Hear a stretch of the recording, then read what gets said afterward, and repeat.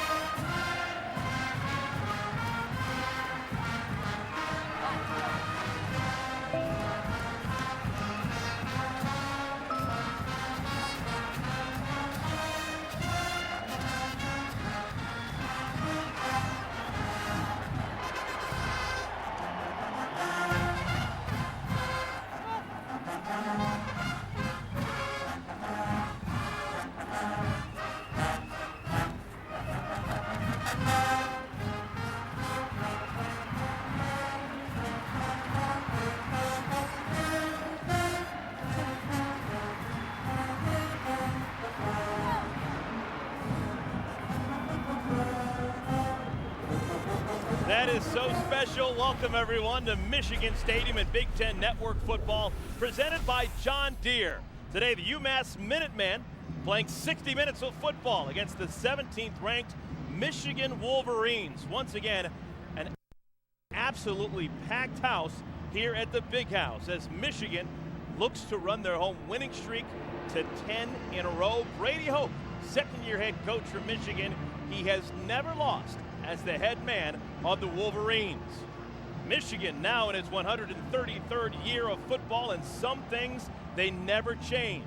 It's a history of winning and excellence, and here come the Michigan Wolverines.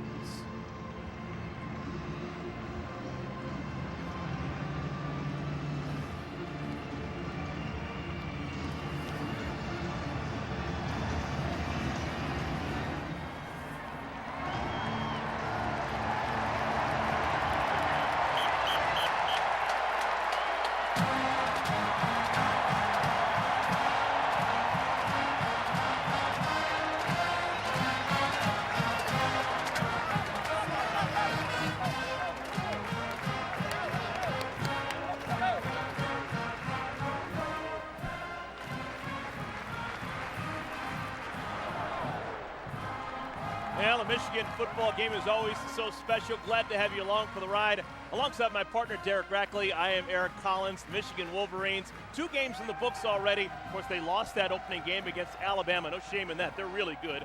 Last week, a win against Air Force, but for the most part, only one guy for Michigan with that wow factor so far this year. That's Denard Robinson. Another sensational performance by Denard last week. Vintage Denard Robinson, over 400 yards of total offense and 4 total touchdowns. One of those coming to his new weapon in tight end Devin Funchess. He's one of the most electrifying players in college football. Literally a touchdown waiting to happen on every single snap. What I'm looking for this afternoon is for him to get the next step in the passing game. Get guys like Roy Roundtree, Jeremy Gallen, Devin Gardner, get those guys going through the air.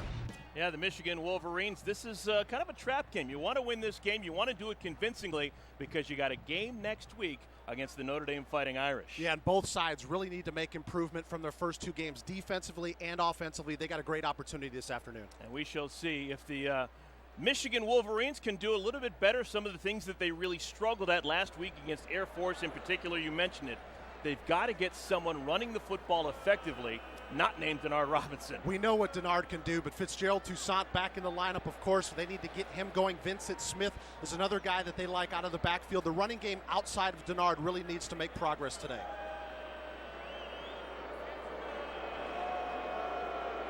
Game number 3 on the year for the Michigan Wolverines. This is the second home game, and this is the second time in school history that Michigan has hosted the Massachusetts Minutemen. Last time UMass was here in town. It was 2010, and the game was a whole heck of a lot closer than Wolverine fans would have liked. We'll get to more of that in a bit, but now here is today's national anthem. As Michigan's Associate Director of Orchestras, Professor Christopher Lees leads the Michigan Marching Band in our national anthem.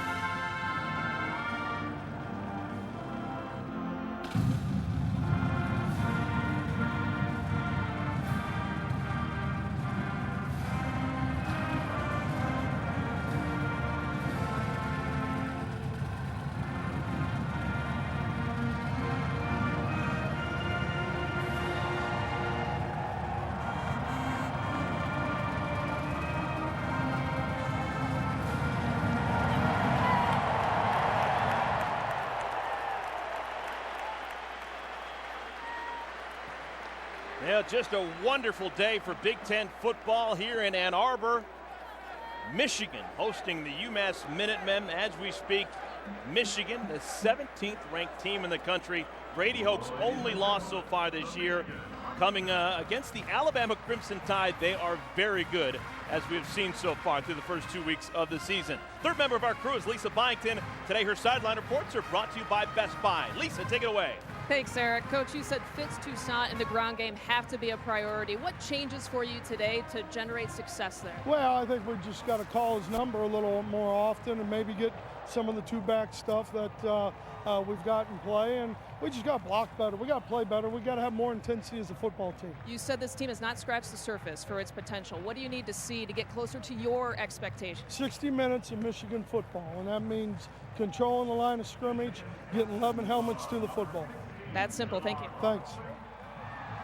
Lisa, thank you so much. Wonderful job. While we have a moment, let's take a look at today's Avis keys to victory. Derek, what do you have? Yeah, let's start with UMass right here. I think this is a game where they can go ahead and take some chances on offense, go down the football field, maybe try to use some reverses, pull out some deception. And for Michigan, you just heard it for Brady Hoke. They got to get Fitzgerald Toussaint going. 8 carries, 7 yards last week. When this offense was performing at its best in 2011, it's when they got him going in the running game. Here's our coin toss. And defend the north end zone. Gentlemen, good luck. Play hard.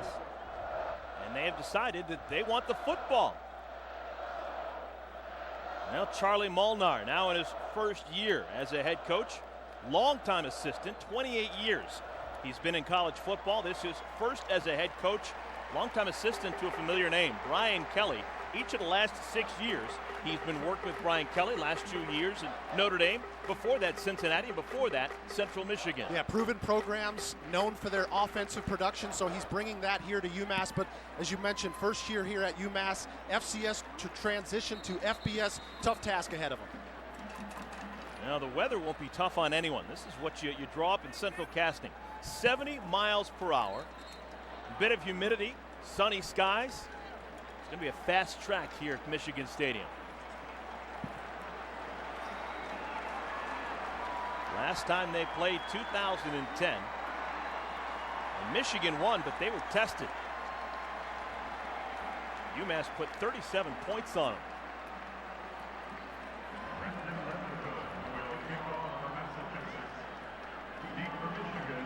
Michigan is going to start on offense. So UMass will kick it off from the 35-yard line.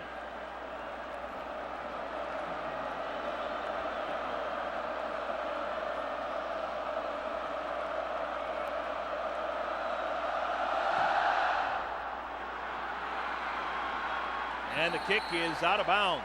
Wow, not a good kick at all. That'll be a penalty. It'll be wonderful starting field position for Denard Robinson and the Wolverines. Here is Denard Robinson, now playing his senior year, and he just keeps moving up methodically on the Michigan all-time rankings. Yeah, Eric, it seems like every week he ends up moving up Michigan and NCAA and FBS rankings. Just a sensational athlete. Again, what we talked about earlier in the telecast, what I want to see from him, obviously a lot of turning around and giving the ball to Fitz Toussaint, but making a step in the passing game, just 49% on his passes so far this year. Denard is the reigning Big Ten Offensive Player of the Week, honored for his performance last week against Air Force. And just like we expected, they want to start early and often with Fitzgerald Toussaint. He has the carry, picks up 3. Let's take a look at the big fellas in front of him, paving the way. Taylor Lewan, junior from Scottsdale, Arizona, continually grades out as the best among these 5 linemen for Michigan. Backs and receivers, going to see a lot of Fitz Toussaint. Already has a carry. Redshirt junior from Youngstown. Didn't play in week 1 against Alabama and really didn't get going in week 2 against Air Force.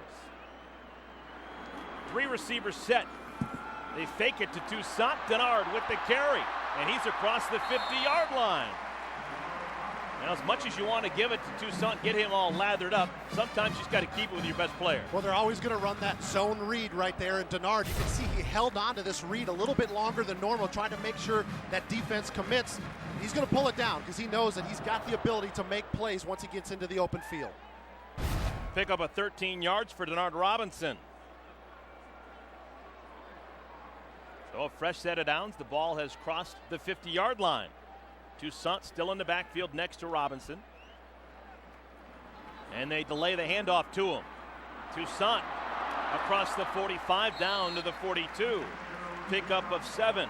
Let's take a look at the Auto Owners starting defense for UMass. Up front, you got Kevin Byrne, Galen Clemens, Charles Thompson, and Stanley Andre. They're going to rotate about 8 guys in. Linebacking core has been a problem with Hilliard, McIntyre, and Brandt. And in the secondary, they're really high on their corners. They think they have Big Ten level corners. There's Antoine Tharp and Randall Jett. He can fly. Redshirt freshman with size and speed. They're comfortable at the corners. 3 straight runs for the Wolverines. Here's our first pass. Little dump off. It's the tight end, Kwiatkowski. Mike Kwiatkowski with his first college start. He's replacing an injured Brandon Moore. Seen a little bit of Al Borges' West Coast offense. It's just called a stick route here. They clear out with 1 tight end, and they get Kwiatkowski just running a 5 to 6 yard stick route. Denard reads it perfectly, gives him the ball in zone coverage, and moves the chains once again. With that pass and catch, Denard Robinson has just passed Tom Brady in career passing yards at Michigan. Now taking some time at the line. Denard wants to throw it again. Man, wide open. This is going to be a touchdown. The other tight end, Devin Funches.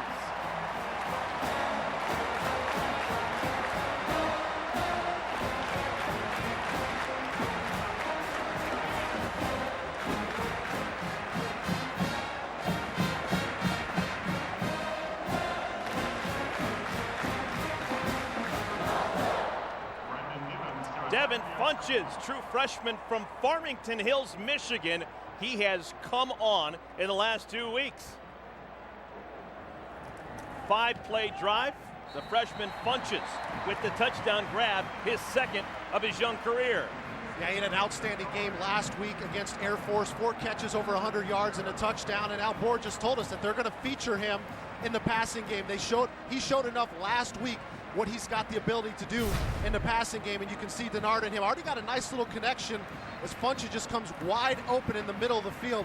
Look at the size that he has. He's just going to be a mismatch for any defense that he goes against. First 3 plays of the game for Michigan, all runs. They pick up 23. Last 2 plays, Robinson goes to the skies, and they pick up 42 yards and the score. Yeah, they got a little bit of both of what we were talking about. Got the ball in the hands of Fitz Toussaint early, got him going a little bit, and then start to make improvements in that passing game. There's enough personnel here for Denard and company to be really good as a passing team. They just need more work. They didn't get it in the last 2 games. This Funches kid has really come on in the last 8 days. Yeah, he had 4 catches last week, none of them going for less than 21 yards. Ended up with a touchdown, over 100 yards. Big Ten Freshman of the Week last week. And as I mentioned, Al Borges said, you know what, he showed us enough last week that we've got to find ways to get the football in his hands. He's just a mismatch at 6'5", 230 pounds as a freshman. True freshman. Another kickoff from the 35-yard line. Matt Wild drives it out of the back of the end zone. And UMass will start on offense for the first time. Minutemen have struggled offensively.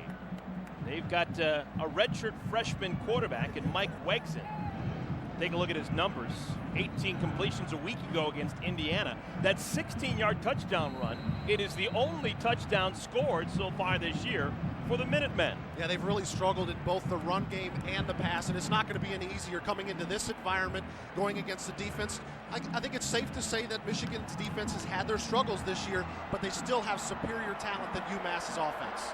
Next to Wegson in the backfield is former Michigan Wolverine Mike Cox, and they give it to Cox. And a nice little run for him. Pick up a 5, still on his feet. Flag is down late, and Cox is dragged down eventually by Jordan Kovacs. Coaches told us that Mike Cox has that combination of speed and strength. You can see him breaking numerous tackles for 10-yard Michigan. penalty. Michigan's actually First been down. a really good tackling football team even this year. You can see the strength that Cox brings to this offense. Now this is going to go against UMass. So a positive start offensively is going to be wiped out.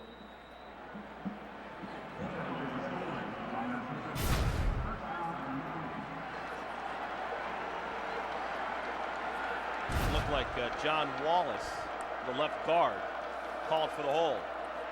Wegson wants to throw. It's complete. Little dump off to Deion Walker. And they get back 6 yards. Take a look at the offensive line for the Minutemen. They're hoping for improved line play because of Anthony Dima's return. Didn't play in the first 2 weeks. This is a guy who's got a lot of starting experience. He'll be trying to pave the way for Michael Cox, who spent 4 years here at Michigan. He graduated last spring, and he's now spending his graduate year playing for the Minutemen. A little screen, trying to get everyone involved early in this one. Alan Williams is tackled at the 20-yard line. Well, this is Michael Cox when he played with the Wolverines. 169 career rushing yards, a couple of touchdowns, one of them coming against Youngstown State. Didn't have a whole lot of experience in the offense here. As you can imagine, they've had a pretty deep backfield of running backs, but give it credit to him, getting his degree, transferring back closer to home, and getting to play right away with UMass. Wegson looking deep, incomplete. Dangerous pass.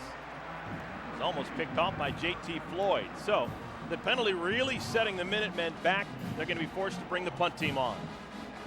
Yeah, that's one of those throws that Wegson's going to have to stay away from, especially with an athletic defense like Michigan. You get late in the snap like that, you throw one that's got so much air under it. They were lucky that J.T. Floyd didn't pick that ball off. A couple of different punters for UMass. They're going to choose Coulter Johnson. They also have Jeff Strait. They kind of alternate. Right now it's Coulter Johnson averaging 42 yards per punt so far on the year. Jeremy Gallen is back deep for the Wolverines. Low kick. Wolverines just going to stay away. And the ball bounces out of bounds at the 46-yard line. Big Ten greatness back on the field when we come back. Number 16, Denard Robinson, trying to move higher and higher up the Michigan record book.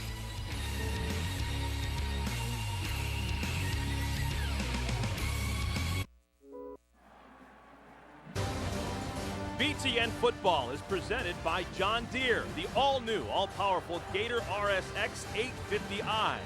Also in part by MFS Investment Management. How'd you get your kale? This is the historic Carytown District Farmers Market here in Ann Arbor. Wednesdays and Saturdays in the summer, Saturdays all year round. Why not? Beautiful day.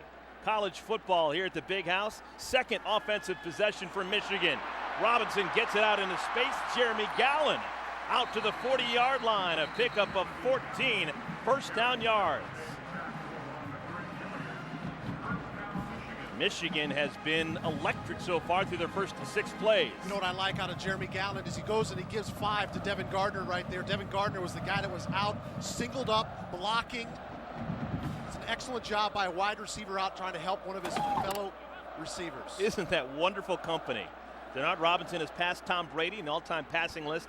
Next in his crosshairs, Jim Harbaugh may do that later this afternoon. This is the first failed offensive play for Michigan. Toussaint tackled at the line of scrimmage, no gain.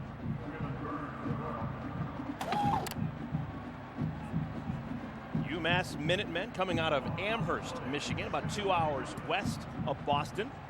Second time they have taken on Michigan over the years. Last time they played 2010, Michigan winning, but only by 5. 42-37 was the final score. During that season, UMass was still a member of the football championship subdivision, the former 1AA. Now UMass moving up to 1A, FBS, football bowl subdivision. Play fake. Robinson wants to throw, has the deep ball open, and it's too strong. Looking for Devin Gardner. Yeah, the arm for Denard Robinson has never been the problem. He's got plenty of strength in that right arm to be able to get the ball down the field. Just puts a little bit too much air underneath this one, and Devin Gardner's got the speed to get out and be able to beat defensive backs. Just throwing a little bit too far ahead there of Gardner.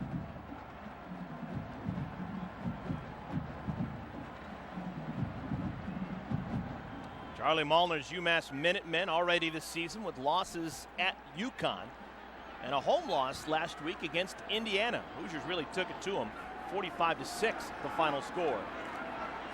Robinson again wants the deep ball, has his receiver spin around, did he?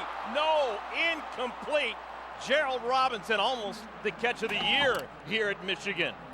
Yeah, Gerald Robinson, one of the new guys in the rotation at the wide receiver position, and nearly earned himself a few more snaps with that catch right there. I like his effort, going up and trying to make whatever type of play he can out of going up with the one arm.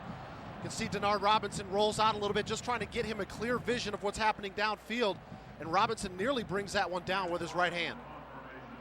Good job by the safety Darren Thelen to stay with the play and eventually knock it away. I'll say this for Denard Robinson, he is an equal opportunity passer. His 5 throws today had been to 5 different receivers. Fair catch is bobbled, muffed, loose on the ground, and it appears as if the Minutemen keep possession. That was a dangerous play.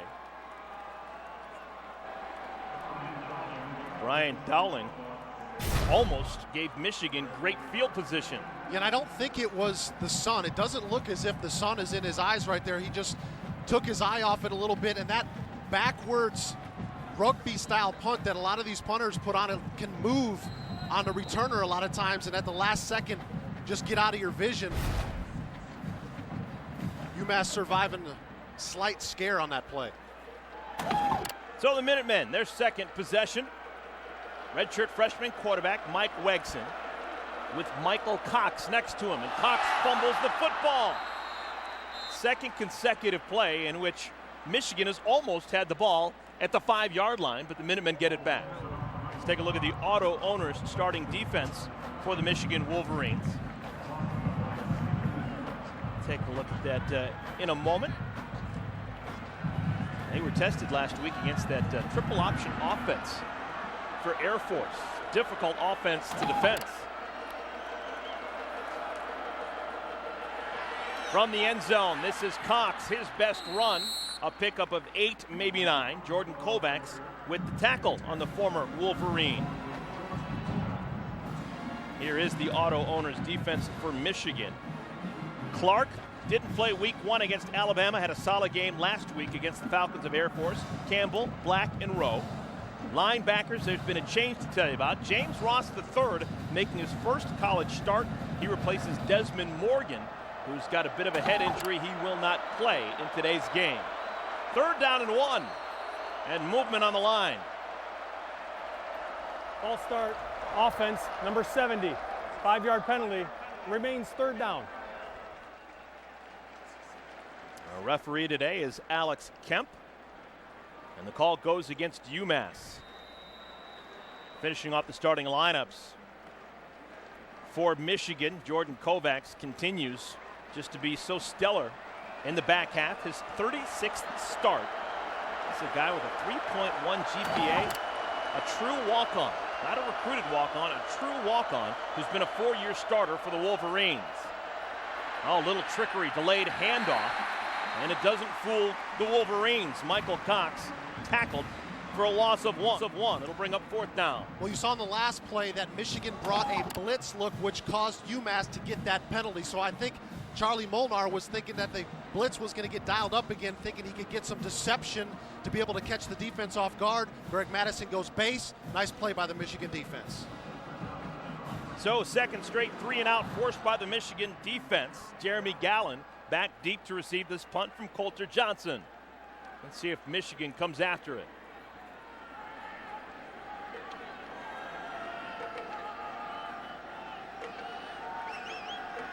Wolverines have the return on.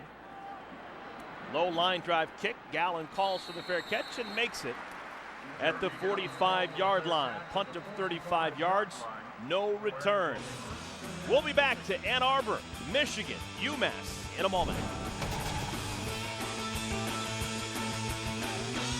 Aaron, you're on. Michigan beginning their third possession. They lead Massachusetts by a score of 7-0. I'm Eric Collins alongside my partner Derek Rackley, and Derek is the most connected person that I know. You're second screening it with your iPad right now. In commercial breaks, I'm always looking to see what's going on in the Big Ten Conference, checking out BTN.com. You got to stay connected. You got to be connected.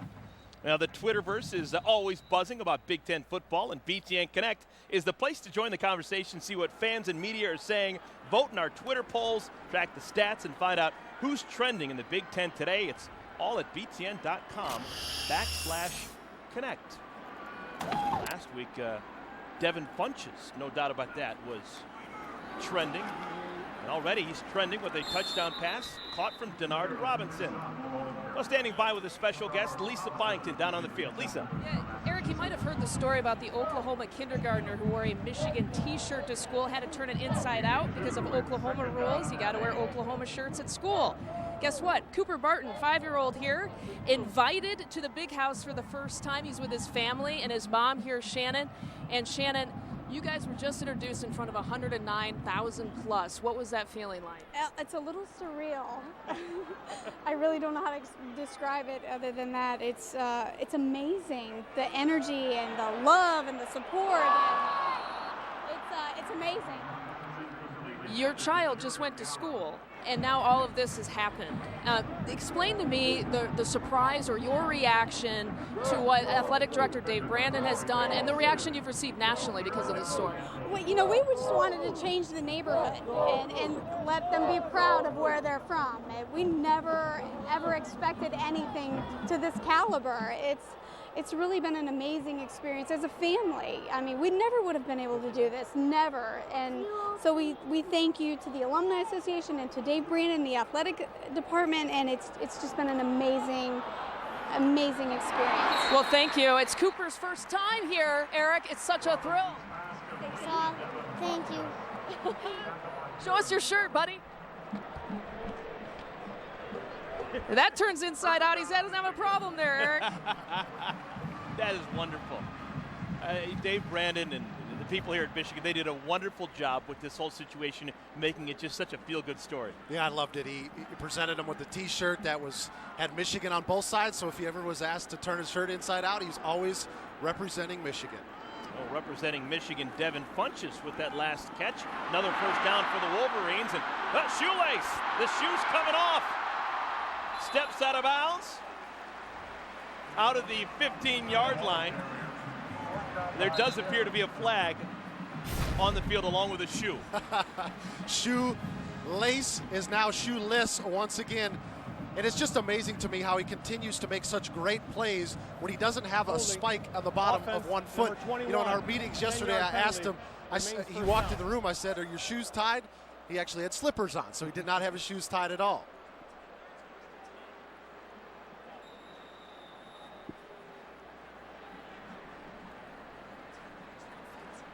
Now the call is holding on Michigan, but it actually happened past the line of scrimmage, so it's 10 yards from the spot of the foul. The holding happened at the 25, so the ball is pushed back to the 35. Because the result of the play was a first down, it's first down and 10 from the 35. And another flag now down on the field, but it appears no shoe this time. Offense, number 77, 5-yard penalty. Going to go against Still Michigan. first down.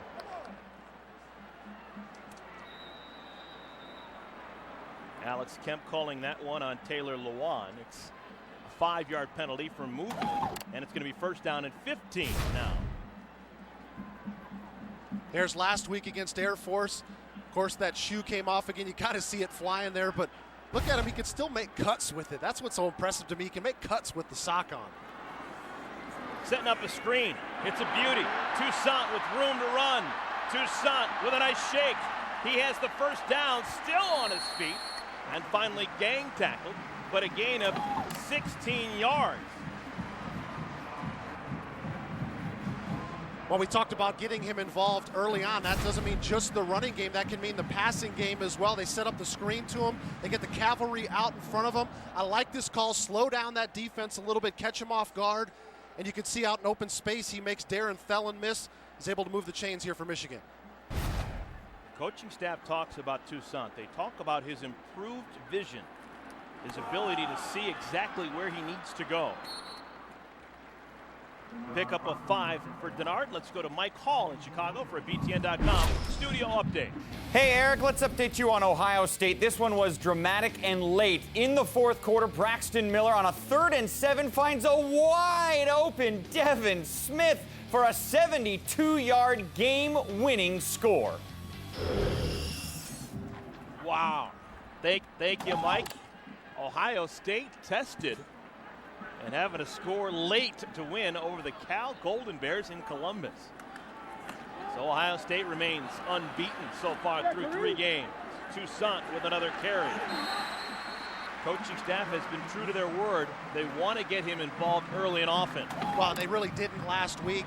As I talked about, he had those 8 carries for 7 yards, and part of that was the fact that the coaching staff didn't feel like the offensive line blocked well. Some of that was what Air Force did against them defensively, but they felt like this was going to be a more traditional style defense that they were going to see, and they really had to get his confidence going for the next couple of games. Michigan averaging over 6 yards per play on first down so far this season. All right, in red zone, Michigan, again, a handoff. Toussaint trying to get to the edge, trying to stay in. Did he? Yes! Touchdown, Michigan!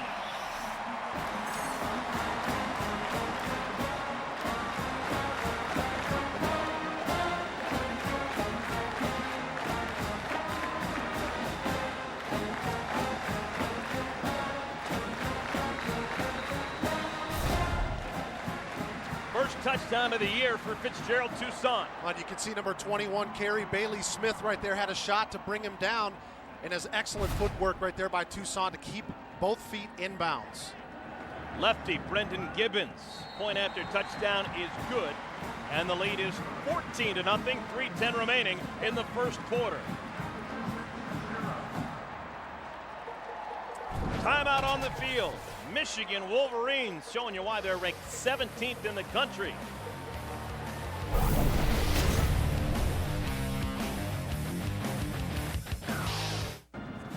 Wolverines leading here at Michigan Stadium. We want to remind you that not forget about our Twitter hashtag, the hashtag Michigan. You can follow in the upper right corner of your screen. Follow all the Twitter activity and get plugged in. Go to www.btn.com/connect. Eric Collins, how's your smartphone?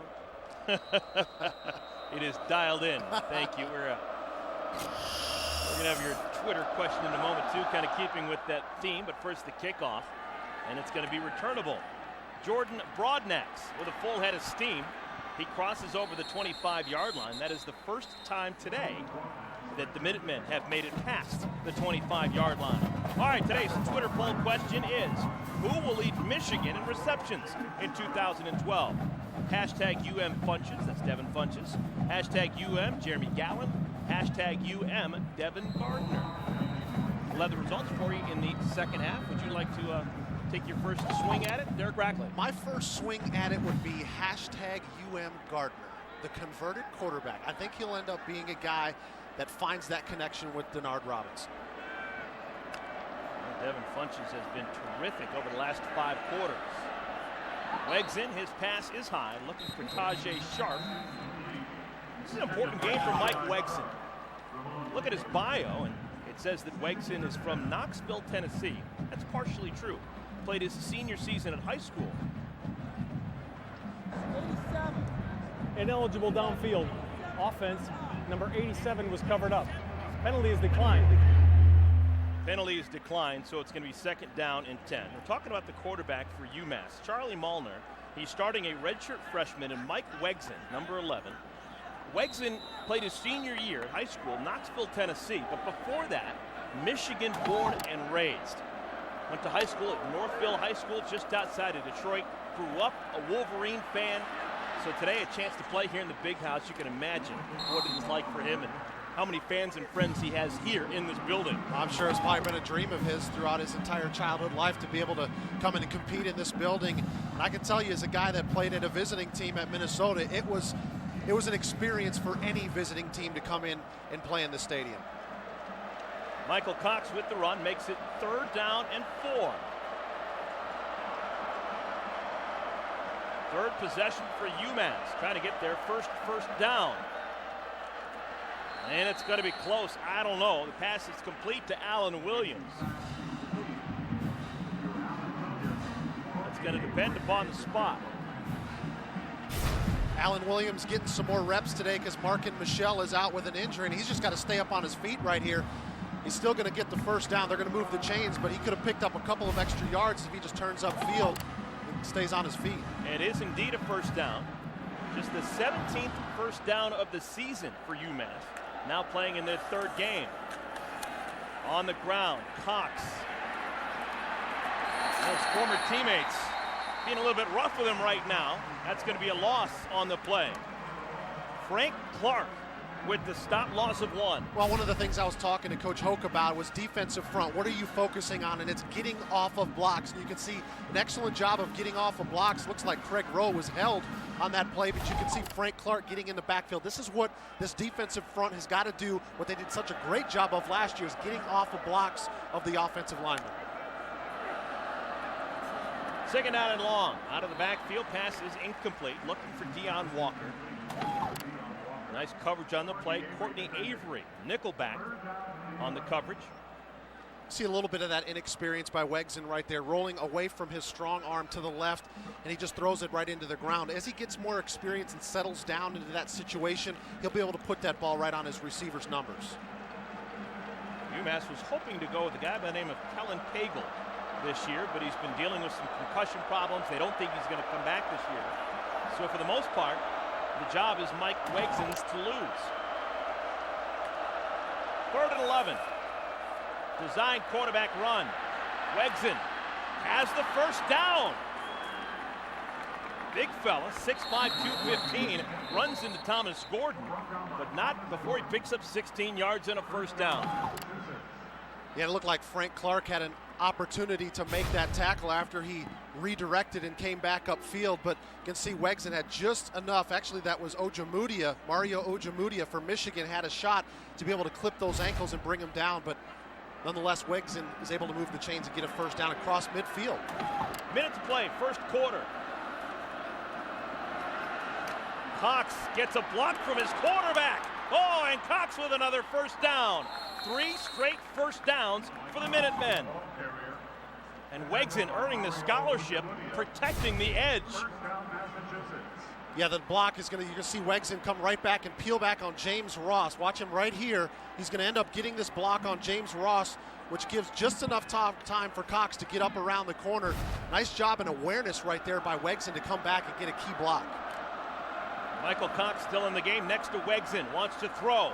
Down the right sideline. Beautiful pass. Is it caught? It is. Catch is made by Tajay Sharp. 22 yards on the pitch and catch. Well, you can see Charlie Molnar and Mike Wegson are trying to speed things up a little bit, get another playoff. Now, this is the type of offense that they run, but they also want to try to get another playoff before the officials take another look at it. Good reception right there by Tajay Sharp, and you can see Raymond Taylor thought that he was out of bounds, and they are going to take another look at it. The ruling on the field is completed pass. The play is under further review. Timeout. Now the ruling on the field, Alex Kemp tells us, is completed pass. Looked like possession was no problem. It's all going to depend on the feet.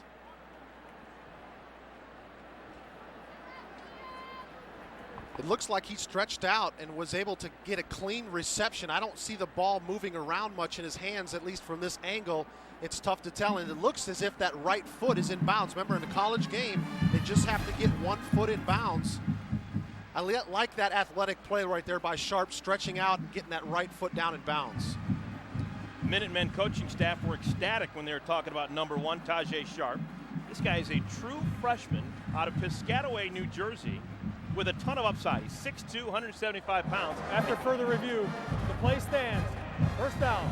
Ruling stands on the field, so it's first down at the 13-yard line. Yeah, Tom Hoffman upstairs was the replay official, and I don't think there's anything. Again, that looks like a clean catch to me, and we saw that from the back angle that right foot, in my opinion, was clearly in bounds.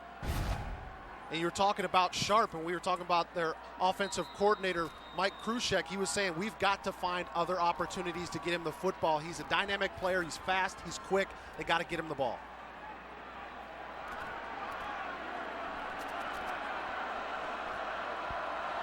"61 yards picked up already on this drive for UMass.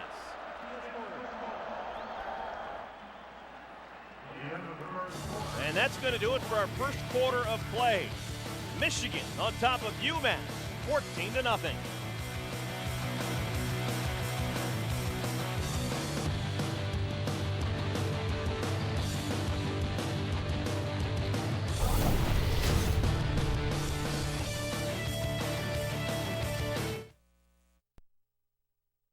Michigan.org.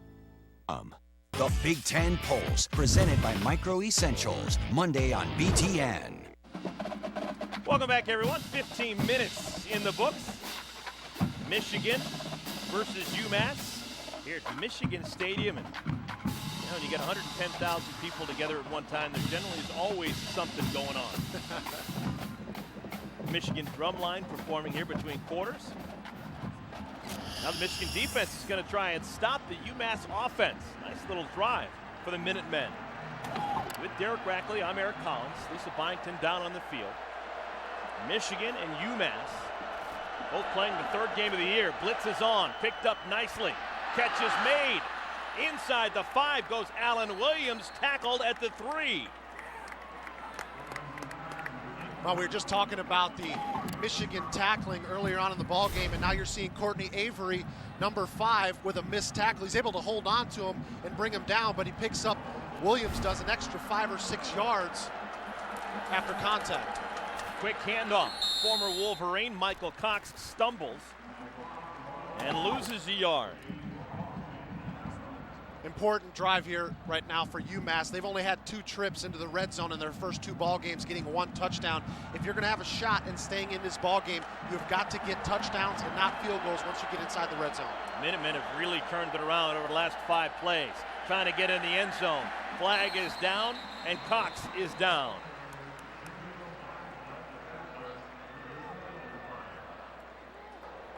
Holding. Offense, number 70. 10-yard penalty. Second down. Yeah, it's Anthony Dima. We told you about at the beginning of the game, number 70, playing in his first game of the year. Just takes Jake Ryan down to the ground. Yeah, Jake Ryan slanting inside right there. That's a normal reaction for a tackle when they know that they're beat, as they would rather see if they can get away with a holding penalty than a tackle for loss in the backfield. But UMass is still happy to get him back in the lineup. That's the 3rd time already that Anthony Dima has been penalized. 3 times in the first 16 minutes of play. To the end zone, incomplete. Looking again for Alan Williams. Nice pass, a little bit out ahead of Williams. Well, one thing I bet Charlie Molnar is going to be telling his offense is let's change up the snap count, because Jabril Black got an unbelievable jump and got into the backfield. It's part of the reason why Wegson had to get out of the pocket. He's going to have to change up the snap count a little bit because Michigan's starting to catch on to his cadence.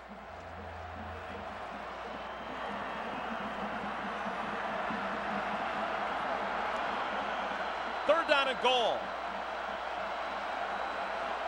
4 receivers and a tight end in the game for UMass. Again, the blitz is on, and Wegson goes down. Flag down on the field. Ball is loose. I think maybe a Michigan defender, quite possibly Frank Clark, was too quick off the line. Yeah, we were just talking about that snap count, Eric. That time it was Frank Clark playing on the outside. Got a really fast jump on the Offside. play. Defense, number 57. It is on Frank Clark. Yeah, they're trying to get into the backfield. Seems like they've gotten something on the cadence right there for Mike Wegson. They're going to have to be careful. You're going to see right over on this side of the screen is going to be Frank Clark. Gets just a little bit too fast of a jump. You can see how quickly he gets around the corner, trying to get in the backfield and make a play on Wegson. Oh, that doesn't look fun if you're Wegson and you got Clark, all 262 pounds, bearing down on you with a full head of steam. Third and goal. Wegson has his pass knocked away by Clark. Frank Clark, a little bit of everything on that drive, positive and negative. The positive forces a fourth down when he knocks down the pass. Yeah, I like the awareness. A lot of times you get a defensive end that just gets so in tune and getting up the field because I want to get the sack, but you can see he reads the eyes of Wegson and gets that long arm up in the air to bat the football down and put UMass in a position for a field goal attempt. Again, as I mentioned, they got to get touchdowns when they get opportunities like this. Brendan Levengood, Jr. will attempt a 25-yard field goal, and he squirts it through. So a small victory for the UMass Minutemen. A 13-play drive results in 3 points. Charlie Molnar's Minutemen are on the board. Michigan will have the ball when we come back.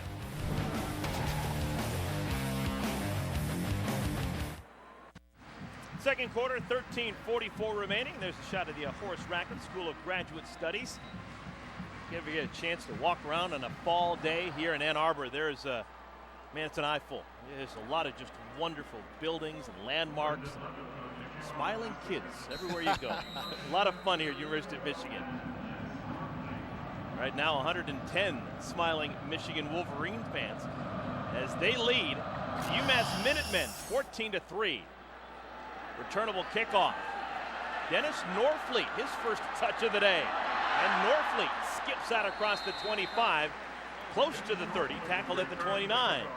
Here comes Denard Robinson with another chance. We talked about it earlier on. Denard was just so special last week. Became the first player in FBS history to have 3 games in a career with 200 rushing yards and 200 passing yards. It was just electric last week. Now we talked about the fact that he's got to get some other people going. He's got the ability to do this every single game.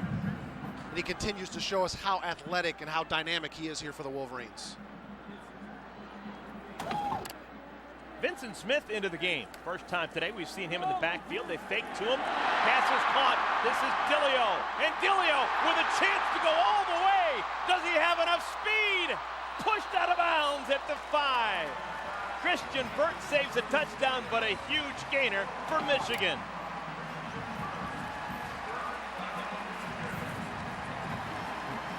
"66 yards, Drew Dillio down to the 5. Dillio's a guy that likes to play in that slot position. You can see the fake brings the linebackers up. Perry McIntyre, number 44, got his eyes caught in the backfield. That opens it wide open in the middle of the field. You can see Thelen right there. Darren Thelen, number 27, misses the tackle, and Dillio's able to get him inside the 10-yard line. This time, the give is to Smith, and Vincent Smith scores.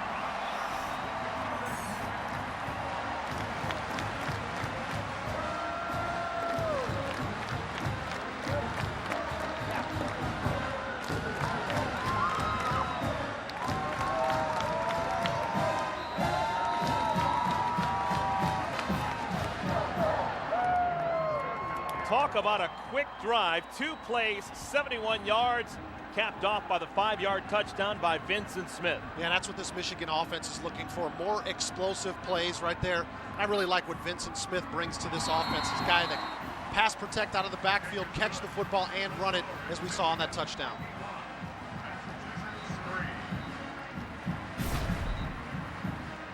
Watch Vincent Smith here. It says that read option that Michigan likes to run so often, but you got great push by the front right there. Elliott Miller, Patrick Omame were able to move that line of scrimmage, and that's just an easy one right there for Vincent Smith. Sort everything out up front, find your hole, get into the end zone. Vincent Smith, the senior from Pahokee, Florida, with his first touchdown of the year. As we take a look at the Speedway scoring drive, and it was a speedy 39 seconds, 2 plays, 71 yards. Drew Dillio, a 66-yard catch and run, and the Vincent Smith 5-yard rumble into the end zone. And Eric, now you can see the importance of UMass having to settle for that field goal on their last drive. Instead of it being 21-7 now, it's 21-3 because they weren't able to punch it in and get the touchdown. That's why those opportunities are so important anytime UMass gets inside the red zone. Matt Weil kicks it off, fielding it on the run. This is Jordan Broadnax. And Broadnax out across the 25. Congratulations once again are in order for Denard Robinson. He may be getting 2 congratulatory phone calls this evening from both Tom Brady and Jim Harbaugh. At least he should. He has passed both Brady and Harbaugh on the Michigan all-time passing leaderboard. Well, we talked about he can continue to move up. You can see some of those other records and slots up that list are still within his reach. That's just passing yards. You think about how he fares in rushing yards and total offense. When his career is said and done, his name will be littered all over the record book. UMass put up a field goal last time they had it. Nice run here. Michael Cox, the former Wolverine, picks up 4 on first down. Courtney Avery with the tackle. Let's go down on the field. Lisa Byington standing by. Lisa, what's going on? Eric, I actually spoke to Michael Cox in the tunnel in the pregame. He's a very likable kid. You could tell that all the Michigan players who are coming into their locker room giving him a high five, very excited to see him. He said it's real surreal to be back here. The last time he was back here, Eric, he got his undergrad degree last spring. And it's just a wonderful story. He is a Michigan graduate getting a chance to play against his alma mater. Alan Williams with the catch. Let's go to Mike Hall in Chicago for a BTN.com studio update. Eric, the Hawkeyes came in with only 1 touchdown on the season through 2 games. This touchdown by Mark Weissman gives them 2 TDs in just the first half. They're up by 4 right now. Thank you, Mike. Well, tough days right now for Iowa trying to get back on the ball after a real disappointing loss a week ago. 3rd down and short, and the Minutemen playing some power football. Cox rumbles for 3 yards and a fresh set of downs. You know, one thing to remember, too, is the last time that UMass was on offense, they put together that long drive. They settled for a field goal. Michigan came back out, and they had a 2-play drive. So now, if UMass is able to put together another long drive, think about the defense starting to wear down, starting to get tired a little bit, being on the field for 2 long drives in a row. Redshirt freshman Wegson maybe changing the call.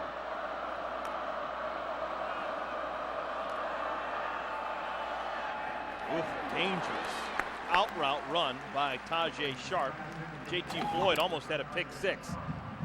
Derek, let's talk about what Michigan is dealing with right now. This is almost like a dress rehearsal for what the defense will see next week when they take on Notre Dame. Yeah, remember Charlie Molnar's worked right underneath Brian Kelly at Notre Dame, so he's likely running the exact same offense. This is great practice for Greg Madison and this defense because they're likely going to see a lot of these same plays when they face Notre Dame next week.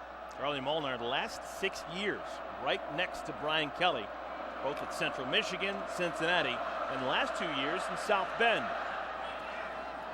Nice catch made there by the tight end, Rob Blanchflower, his first catch. Pickup of 3. Michigan last year, what an exciting game this was. Man, the end of the game, all you needed to see was that 4th quarter, back and forth, with Denard Robinson and Michigan pulling off a real nice win, the best win early for Brady Hoke.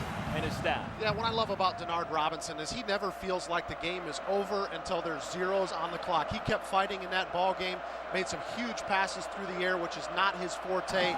Was able to get Michigan back in that game and get the W. 3rd down and 7.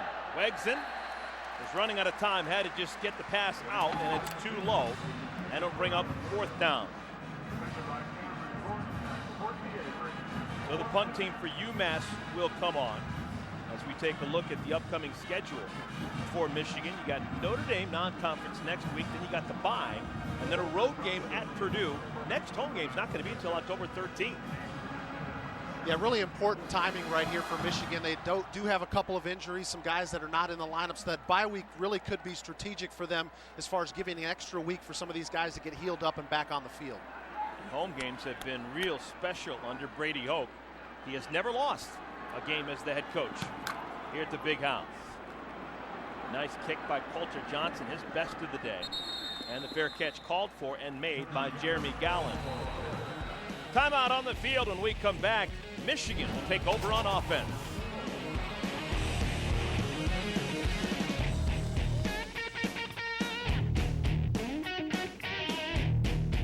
Michigan students hard at work studying there at Diag on Central Campus.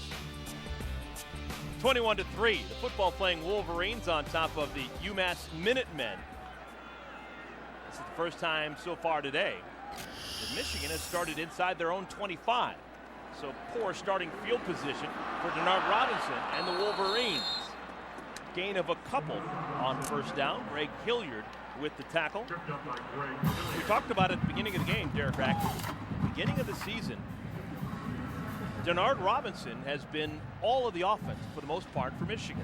Well, we know there's some other playmakers here, but that really shouldn't surprise a whole lot of people. And Al Borges will tell you the same thing as far as the type of offense that he likes to run. He'd like to get more to a tight end, West Coast style of offense, but because of Denard being here, they've got to have the football in his hands every time, and being in the shotgun helps him see that defense, and that's why he's so successful throwing and running the ball. Pass is picked off. Going the other way is UMass. It's going to be a touchdown. Christian Burt with 6.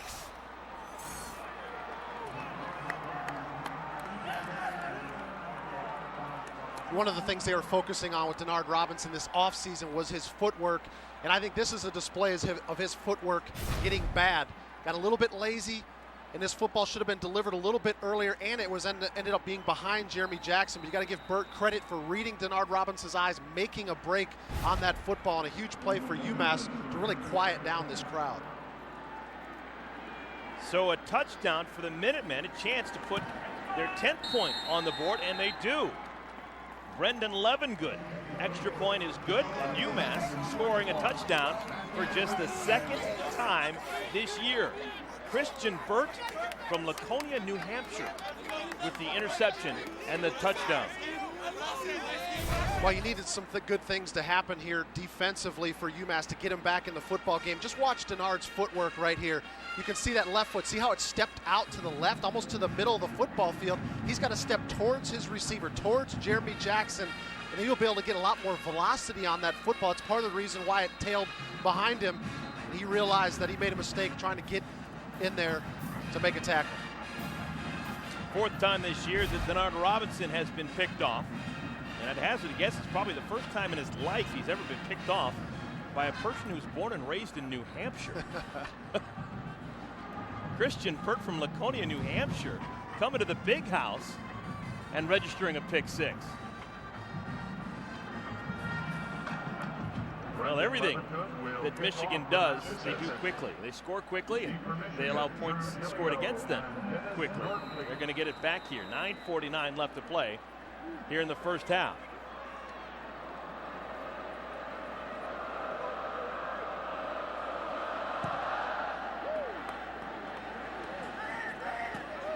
In the end zone, it'll be a touchback.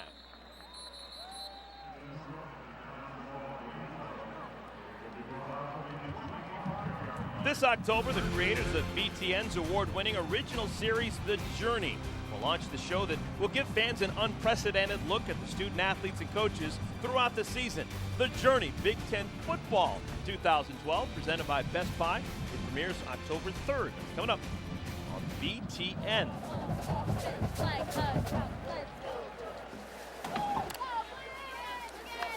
So the interception and touchdown return really quieting the crowd here at Michigan Stadium.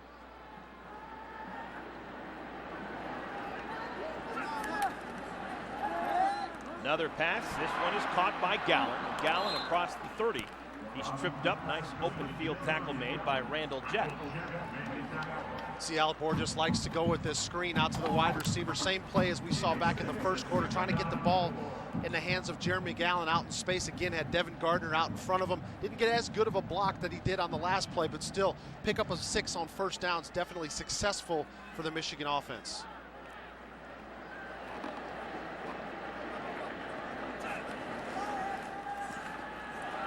Design quarterback run, and Denard Robinson speeds out across the 50, out to the 46-yard line. Christian Burt the tackle, but another nice gain, a pickup of 24. You know, the reason why this play is so successful with Denard is when they have design quarterback run, they always have an extra player unless the defense devotes a safety down in the box. You can see number 9, Christian Burt, came back out. He was expecting pass. That's the extra defender that needs to be in there to make the play on Robinson.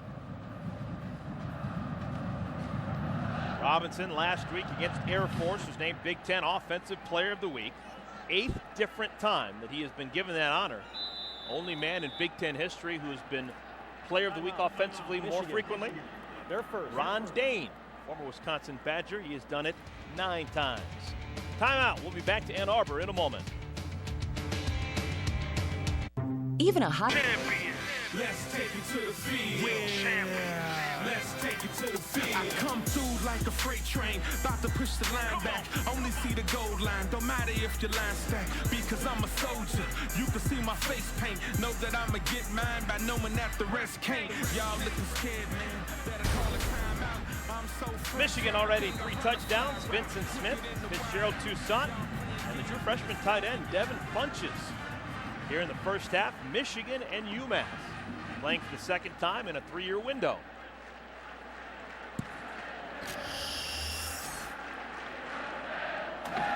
First down at 10. Ball's on the 45-yard line. Robinson wants to throw. Now might as well run.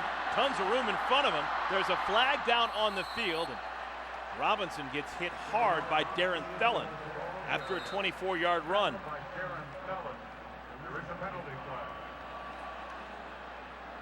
Michigan walking back.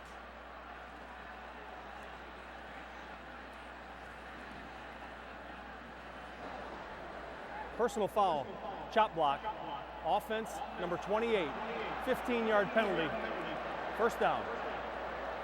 Tailback Toussaint called for the chop block. And that play just opened wide up for Denard Robinson. You can see Fitz Toussaint in the backfield. Elliot Mueller right there is blocking, and you can see Fitz Toussaint goes down low. You can't do that. That was a big play that ends up coming back. There's another look at it. You see 57, Mueller's blocking, and then Toussaint right there, the running back, goes down, not thinking that Mueller's coming. He's trying to cut McIntyre down. Derek, that's the second time here in this first half that a long run by Robinson has been called back because of a penalty. First and 25, little screen out to Gallen. Trying to get Gallen into space. He's pushed out of bounds at the 50-yard line. Today's United States Marine Corps leader of the game. How about number 65, Michigan, right guard Patrick Omame. This is a guy who's got a double major, communications and sociology, with a concentration in business administration. 2 times he's been academic all Big Ten. This guy with his shoulders and head on securely. He's got things figured out. Smart guy. Yes, he does. And he's played a lot of football here for Michigan, one of the fixtures on the offensive line the last couple of years.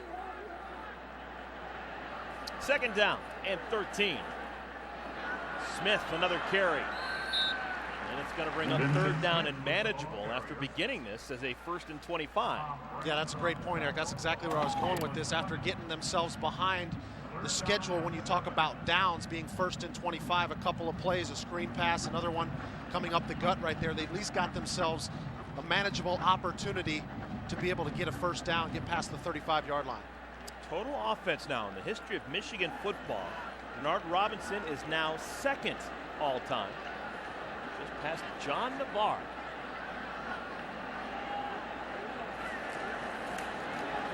In trouble. Denard flips it out. It is caught. First down and a bunch more. This is Devin Gardner. And Gardner, giddy.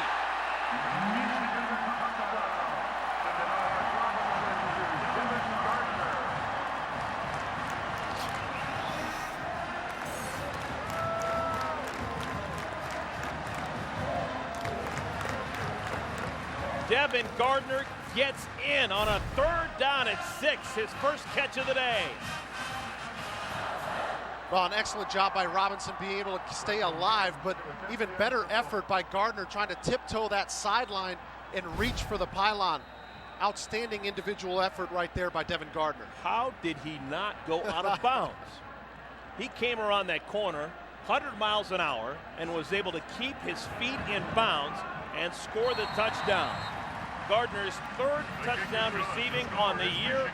Denard Robinson finds his backup, Devin Gardner, for 6, and the lead is now 28-10 Michigan.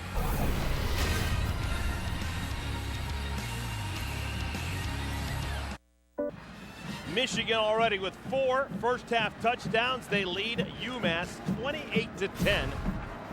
Well, we talked about the individual effort by Devin Gardner, but Vincent Smith, number 2 in the backfield, was the one that got the block that gave Denard Robinson enough time to get this ball out of his hands. And again, you talk about that tight roping the sidelines right there. Excellent effort by Gardner. No doubt about it. After that play, Devin Gardner is trending on BTN Connect. You can follow the social media conversation about today's game and see who else is trending right now. Go to btn.com/connect. Poor kickoff by Matt Weil goes out of bounds. It'll be a penalty and good starting field position for UMass. Kicking team, number 45. By rule, the ball is placed at the 35-yard line. First down.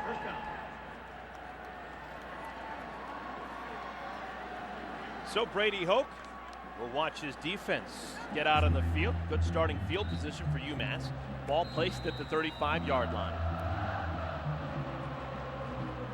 We talked so much about how the brain trust with Michigan was looking to get other players involved offensively.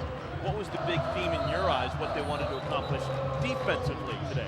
Well, one of the things I already mentioned up front was being able to get off of blocks. You know, looking back at the tape against Alabama and even Air Force, I think Michigan's defensive line was playing around a little bit too much with the offensive linemen. They've got to have contact, they've got to disengage, read the play, get rid of the blocker, and go in the backfield and make a play. Stephen Millam appeared to move, number 74 start for UMass. Offense, number 74, 5-yard penalty. Remains first down. So 1st and 10 goes to 1st and 15.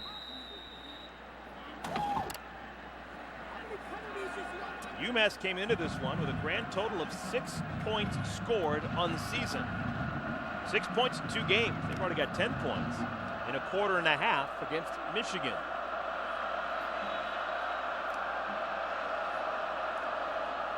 Fake is to Cox. Wegzin's pass too strong. Looking for the tight end Blanchflower. Frank Clark was in the face of Wegzin. Well, again, you go back to staying on schedule on the downs. That penalty on first down puts him back at 1st and 15. It basically forces Charlie Molnar into a passing situation. And you know Greg Madison can set up his defense expecting that Wegzin's going to be going through the air.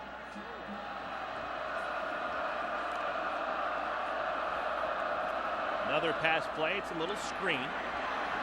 Sharp has the ball, and Sharp is tackled close to the original line of scrimmage. It'll bring up 3rd down and long. Will Campbell on the tackle. Does a nice job of redirecting right there by the Michigan defense. Madison brought some pressure that time, and a lot of times when you're running a screen play, when you have pressure, that's when you can get some of the best plays. But you saw a lot of those guys recognize the play, get out of the box, as we like to call it, come back and make a play. Wegzin setting up a middle screen, nobody home. It was sniffed out beautifully. Joe Bolden was all over Wegzin. And a flag is down to the true freshman Bolden from Cincinnati, Ohio. Just a demon in the face of Wegzin. Offense, number 11. Lost it down. The spot of the foul. 4th down. See the pressure coming from the left-hand side of your screen. Greg Madison dials it up right there, and you can see Joe Bolden getting into the backfield, staring down the face of Mike Wegson. UMass was trying to set up that middle screen, and it just was sniffed out beautifully by the Wolverine defenders. And Wegson forced to throw it away, called for intentional grounding, and it's 4th and 34. They'll be fortunate they can punt the ball to where the first down marker is. Coulter Johnson out of the end zone.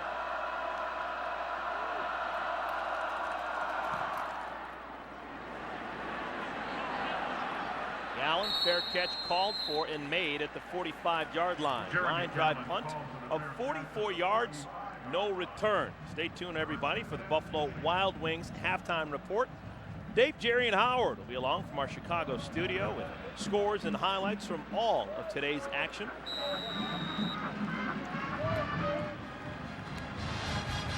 Ohio State being tested by a team from the Pac-12. Cal Golden Bears in Columbus. Way closer game than Urban Meyer and the Buckeyes would have hoped for. 6 minutes to play here in the second quarter. Toussaint with another carry. 8 more yards for the junior.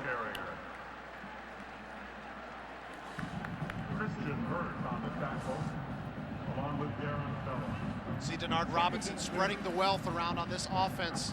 4 different players have scored touchdowns. 6 different guys have caught a pass. I like the fact that once he drops back, he's just looking to see who's open. He doesn't have his mind made up about who's going to throw the ball to.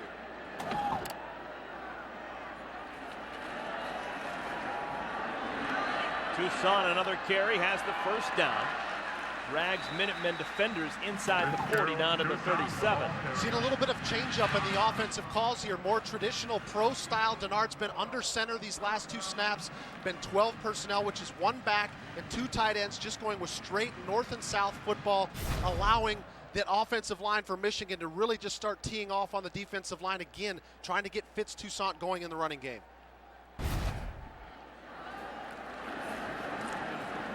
3 straight carries now for Toussaint. This time he is bottled up right at the line of scrimmage.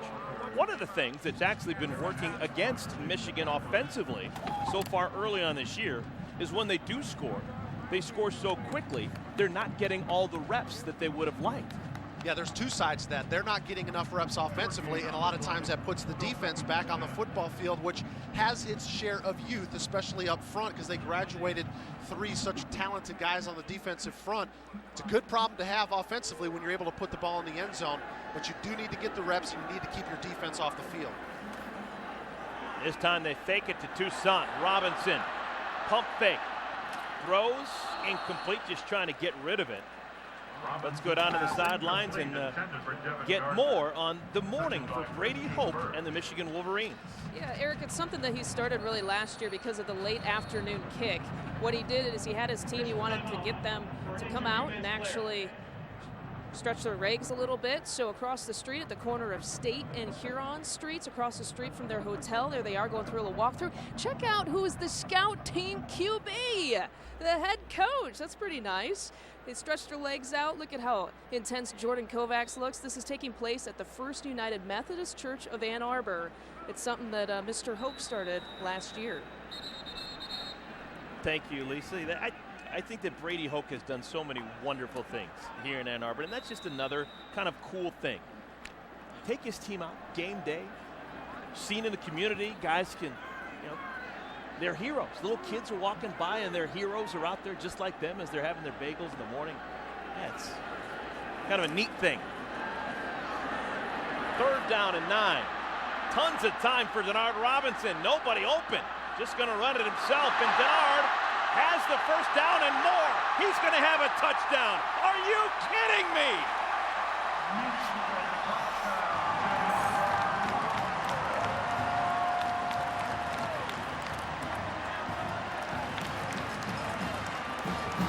What a weapon Denard Robinson is.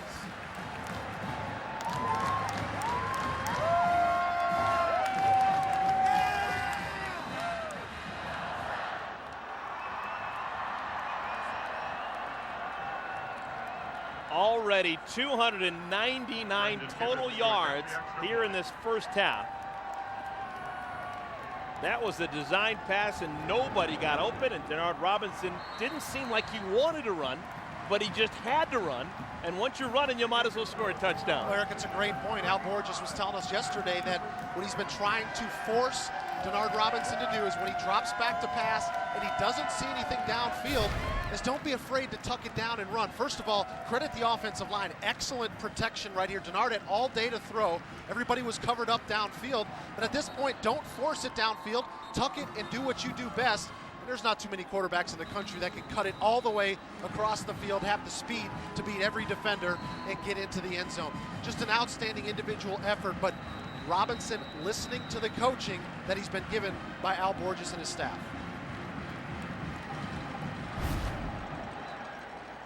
So Denard Robinson well on his way to back-to-back games of 200 yards passing and 200 yards rushing. He is on pace right now with 4 minutes left here in the first half. Here's our Speedway scoring drive. 5 plays, 55 yards, exactly 2 minutes of game time taken off the clock.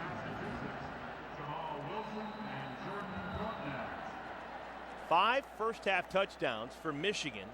3 of the 5 touchdowns have been for 25 yards or more.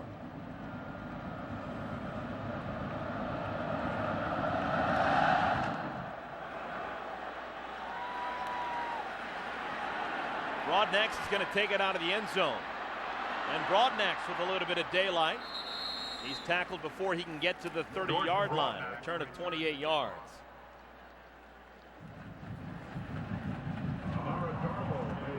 Next week, Michigan taking on Notre Dame.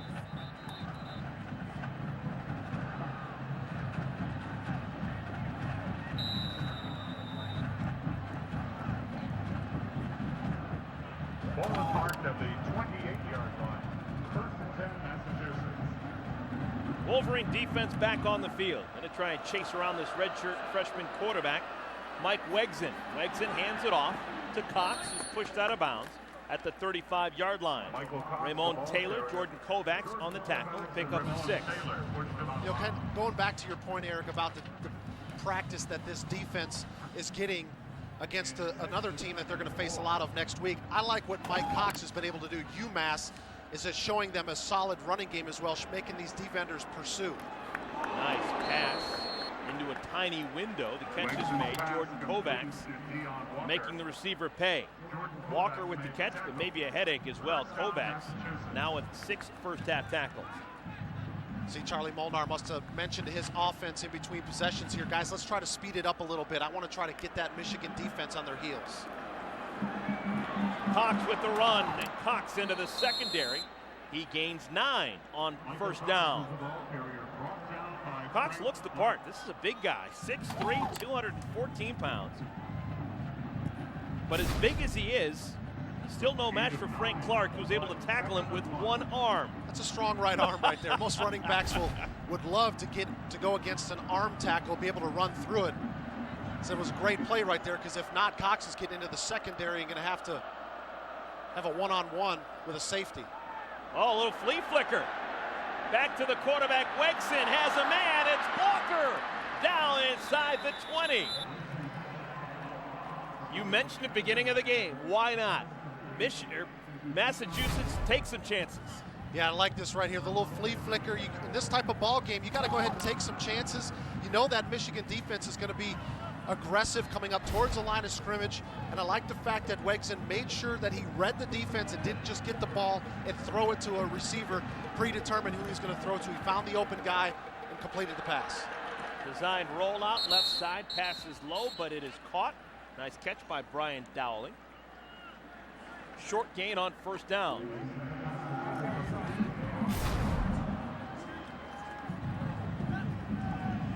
He did not catch that. Officials have actually gotten together and they agree that was not a catch, so the ball placed back at the 16-yard line, and it's 2nd down and 10. Good job of officiating right there.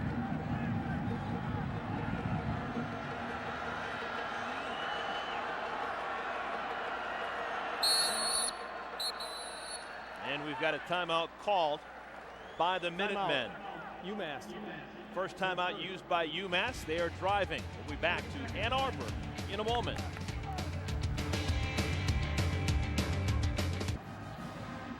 Yeah, a beautiful day here in Ann Arbor. Would be a beautiful day to go golfing on the Michigan golf course, but you're not going to find too many people over there right now. Place to be is inside. Yeah, not playing golf either. Just trying to get the ball away. Wegson gets it close enough to a receiver that he's not called for another intentional grounding. 3rd down and 10. Pressure provided by Frank Clark and Jordan Kovacs. This is prime time to dial up pressure. You got 3rd and 10, another passing situation. So look for Michigan to dial up some blitz again, see if one of the linebackers or Kovacs comes out of the secondary to try to get in the face of Mike Wegson.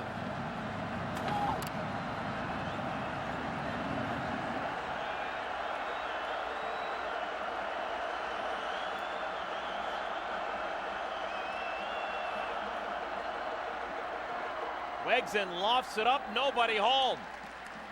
His tight end, Blanchflower, kind of got held up right around the goal line.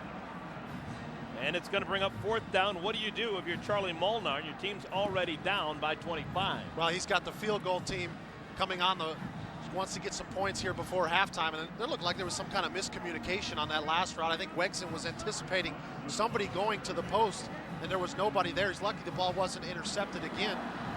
But Charlie Molnar just happy to get some more points on the board, get some confidence in his team going into half. Brendan Levengood has already made 1 field goal. This one will be from 32 yards out. And it hooks in. A little bit of English on that kick.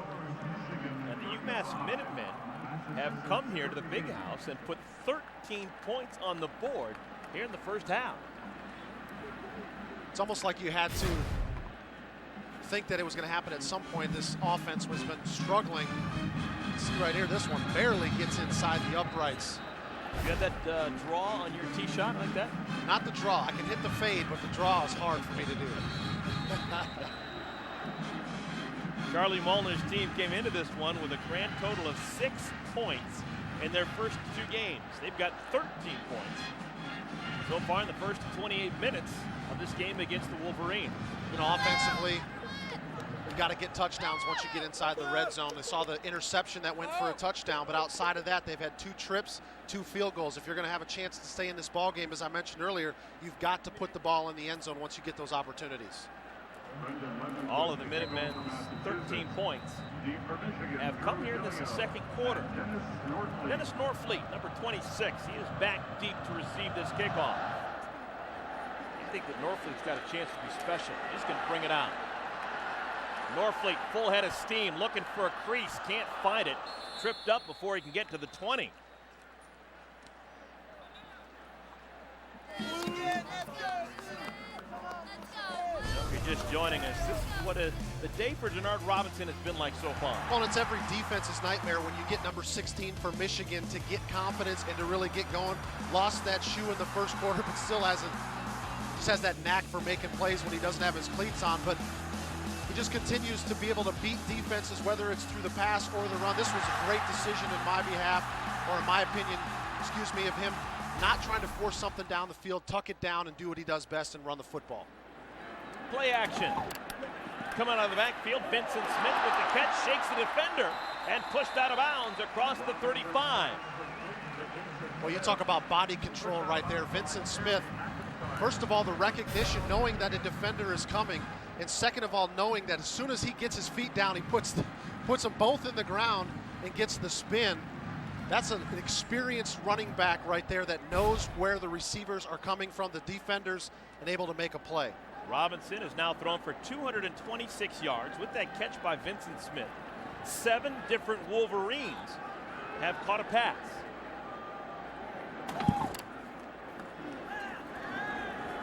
Tons of time again. Throw is high. Looking for Devin Gardner. It's hard to overthrow Gardner, who is a lanky 6'4". Oh, and there was a lot of room for Devin Gardner. I know Denard Robinson's going to watch that one back on film tomorrow and be disappointed with himself. Gardner was wide open coming across the formation. He probably could have turned it up and got another 10 or 15 yards. Just got to dial it down and be able to put that one right on the middle of his numbers.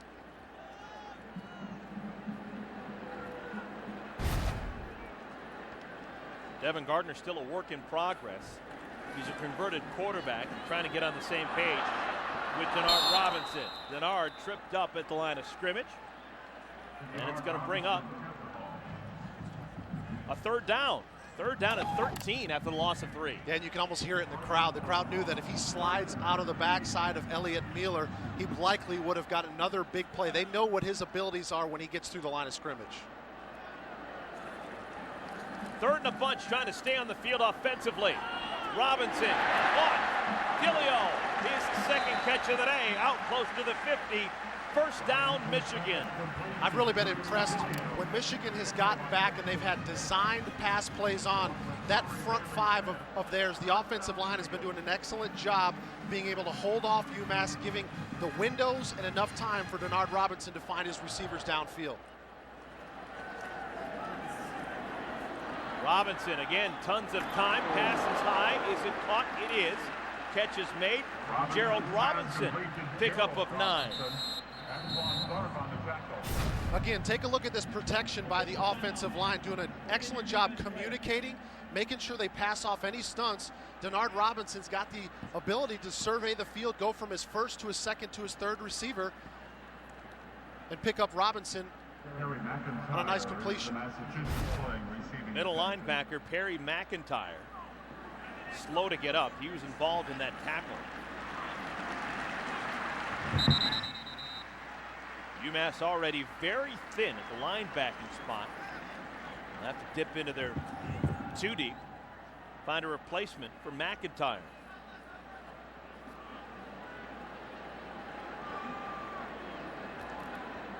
Jovan Santos Knox, true freshman from Middletown, Connecticut, number 50, is going to be the middle linebacker for this play.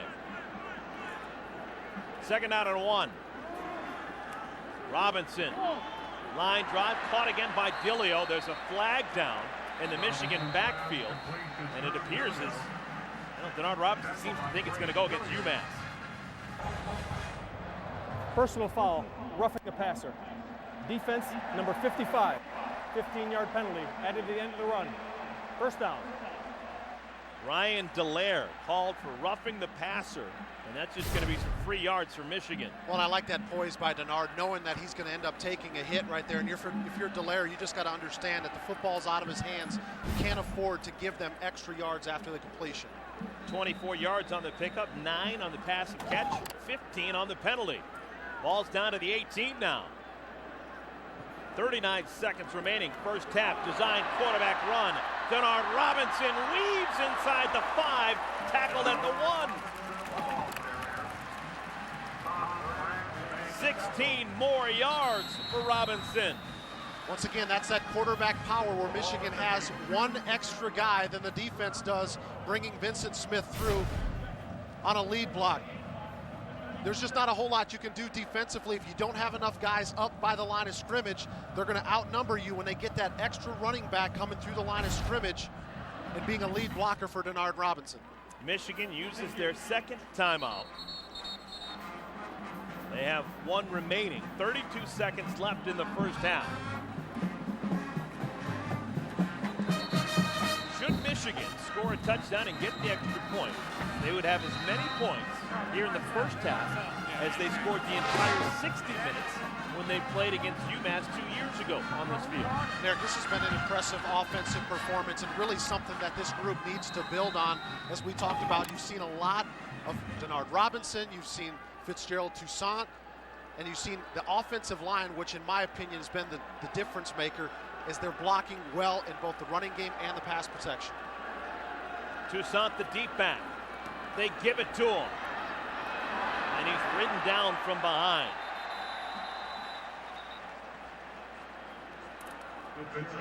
Clock is stopped at 27 seconds.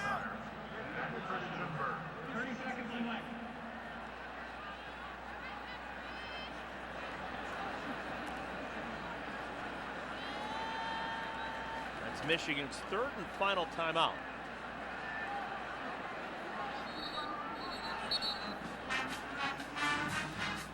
Hey, you know what, Derek? I wouldn't be surprised right now if Michigan calls that timeout because they still want to run the football. They're trying to make a statement in this game. We can run the football against anyone. And now with 27 seconds left, you don't have to pass. You could run the football here and still make it back to the line of scrimmage and pass on third down if it got to that. Second down and goal. And a flag comes down. Illegal substitution. Defense, 12 on the field. Half the distance to the goal line. Remains second down. If you're going to have a penalty, you might as well do it right there. You gain about 6 inches. You only lose about 6 inches if you're UMass.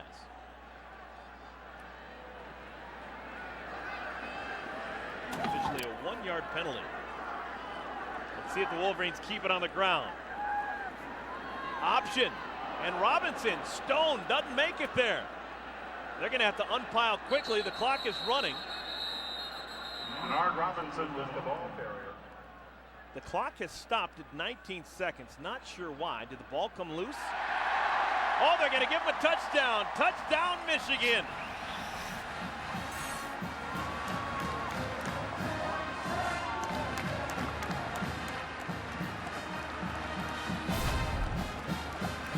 See, they're trying to run the option, and Denard tries to make the quick decision to be able to get in the end zone. And it looks like the football came out before he crossed the goal line. And it may have been Taylor Lewan that gets back on top of this football. Yeah, it's ruled a fumble on the field, and I believe Taylor Lewan, number 77, jumped on it in the end zone. Obviously, this is going to be looked at a little bit longer. What an interesting play.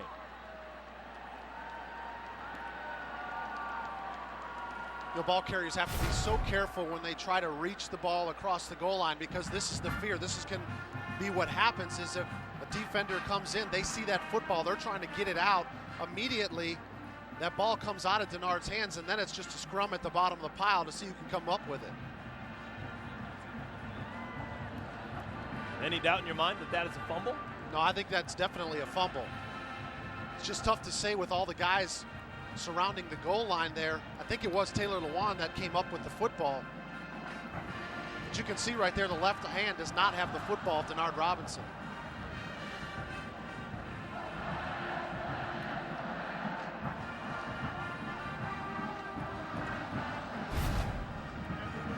Ruling on the field stands. Touchdown. So it is indeed a touchdown. We haven't definitively been told who actually scored it. We believe it's Taylor Lewan. A fumble recovery for a touchdown, an offensive lineman's dream. And the extra point. Chance for Michigan to score 42 first half points. Brendan Gibbons. No problem. 19 seconds remain in the first half. And Michigan up 42-13. Massachusetts 13.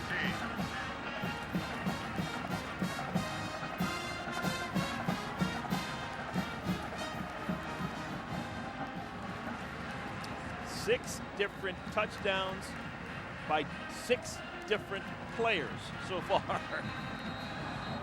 Taylor Lewan, congratulations. His first collegiate touchdown. Going to find himself in the box score tomorrow. Like you said, Eric, every offensive lineman's dream, somehow, some way, get into the end zone for a touchdown.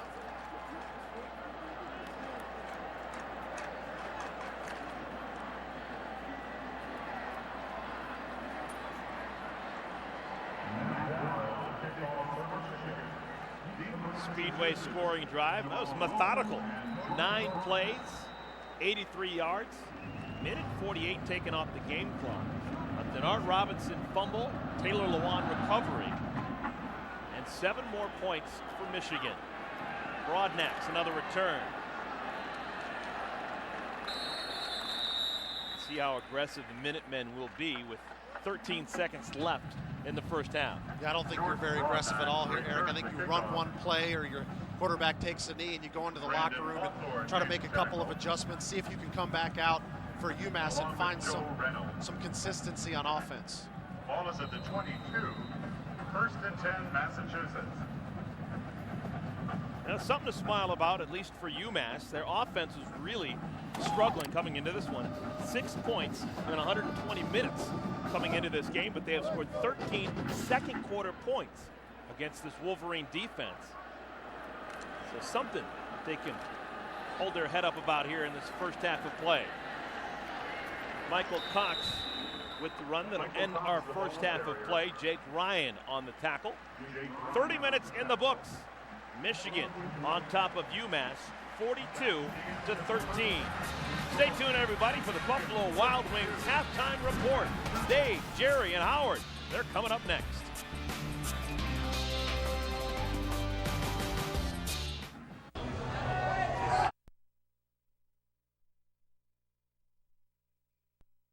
Choice. Make the right choice and visit your local Detroit area Honda dealer today.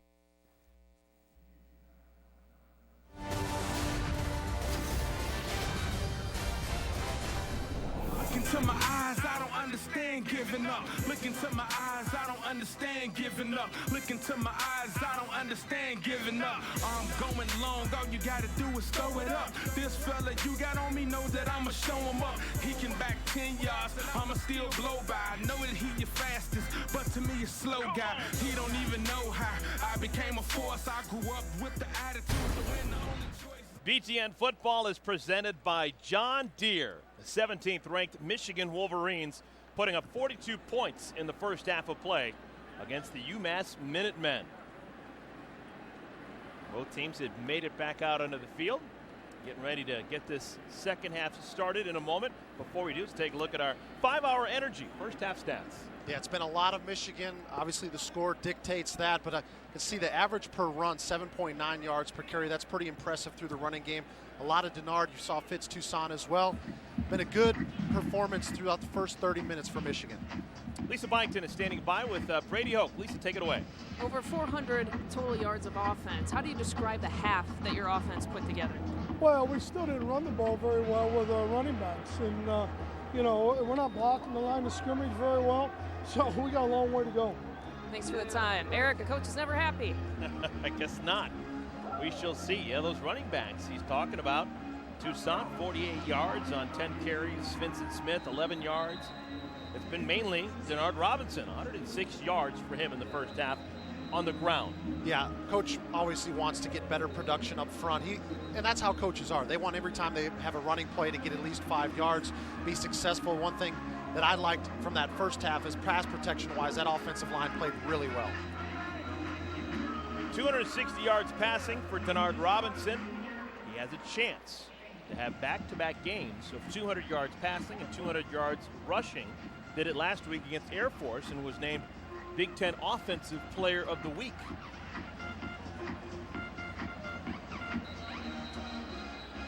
Let's go back down on the field while we have another moment. Lisa, what's the latest with UMass? Well, talk to head coach Charlie Molnar, who said that he can tell that his defense is very tired right now. They're staying on the field way too long because of Michigan's offense. He said, and I asked him, you know, is there a way that you can even stop Denard? He just frankly said, other people can.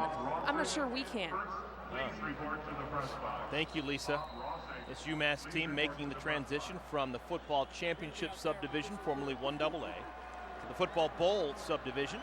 They're not eligible for postseason play this year. Next year, they'll be fully vested, ready to go, play for the MAC championship, and they'll be bowl eligible as well. Here's a touchback. Matt Wild kicks it out of the side of the end zone. The ball will be placed at the 25-yard line.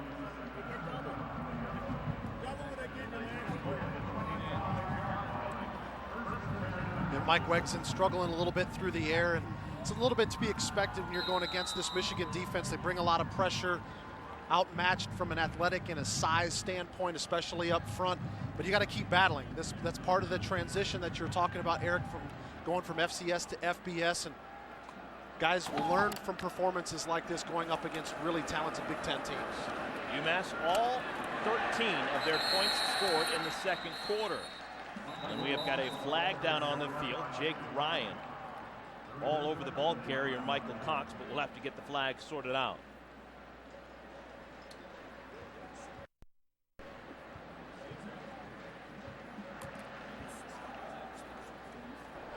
Personal foul chop block, offense number 74. Half the distance to the goal line, still first down. So it's a chop block. Second time today we have seen that called. Yeah, Stefan Milham is the one that's called. You can see they're trying to go to the opposite side. Number 74 goes low while his guard, John Wallace, is still blocking up high. Easy call there for the officials. Speed sweep. And that's not working well at all. Another flag down, just kind of a disaster to begin with. First two plays have been nullified because of penalties. Personal foul, chop block, offense number 74. Half the distance to the goal line, still first down. That's two in a row. Two in a row with Milham. Yeah, you can see right here once again. There's a miscommunication that's going on. If you're going to come over and get a cut block, your guard has to know that he has to keep going through, and he cannot be blocking him up top. So for some reason, they're not getting the calls echoed across along the line of scrimmage.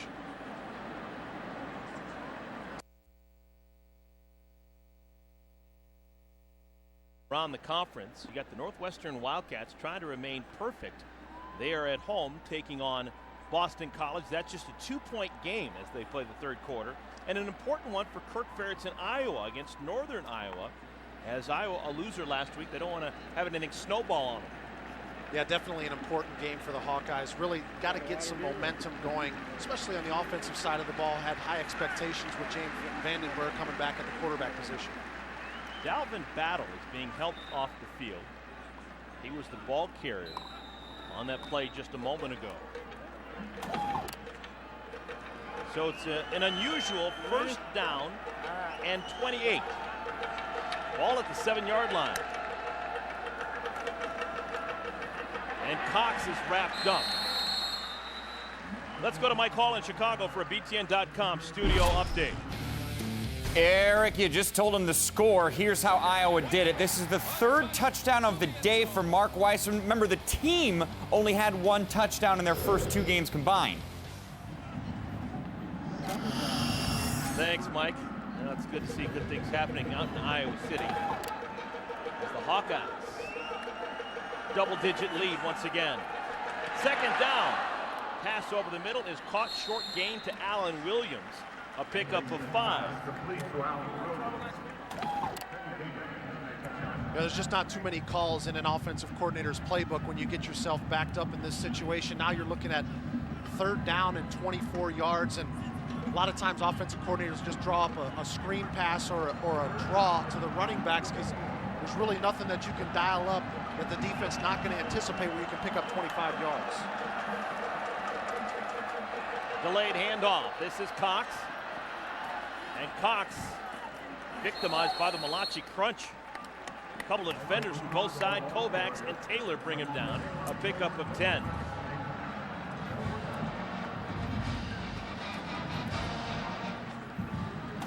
So after a couple of penalties, it results in a 3-and-out for the Minutemen. And the Michigan Wolverines will field this punt. Jeremy Gallen back deep.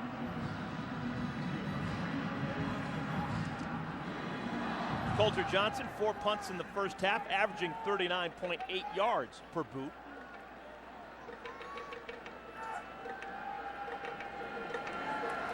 Wolverines set up their return.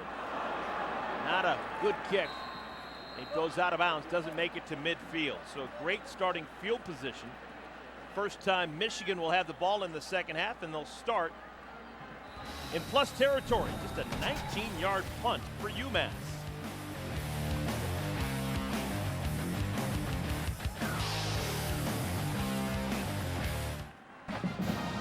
12:27 left to play, third quarter. First time here in the second half that Michigan will have the ball offensively. Michigan in the first half, they ran 40 offensive plays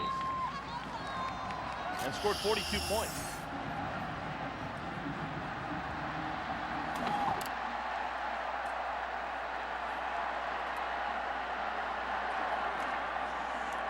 They give it to Toussaint. We're on the right end.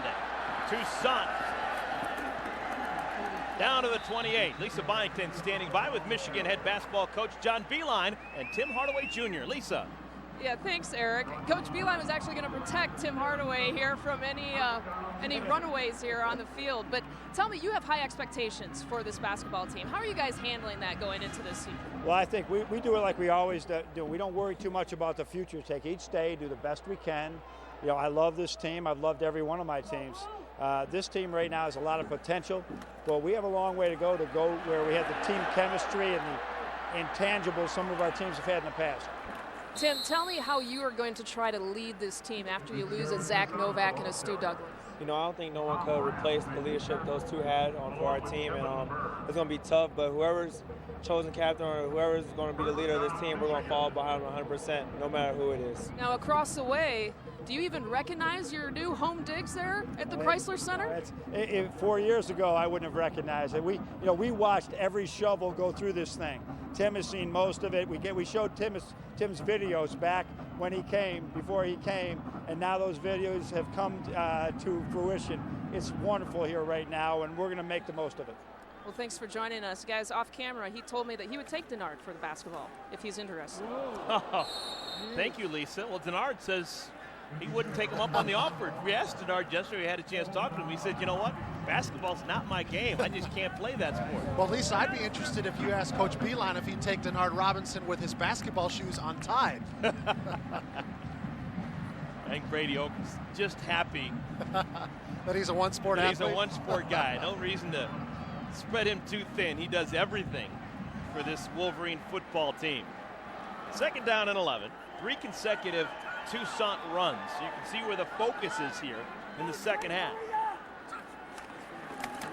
Now a pass, ball tipped up in the air, dangerous, and it falls incomplete. We should mention, Denard Robinson did so many wonderful things in the first half, but Derek, he did throw an interception that was returned for a touchdown, and he also tried to try to reach the ball over the goal line when it was a touchdown situation, and the ball was knocked out before he got there, and it was ruled a fumble. Yeah, like I said, there was a really good first half offensively outside of probably 1.5 or 2 plays that you're talking about.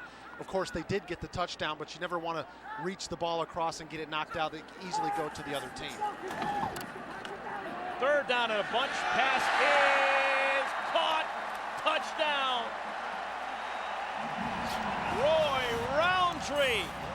His first touchdown of the season.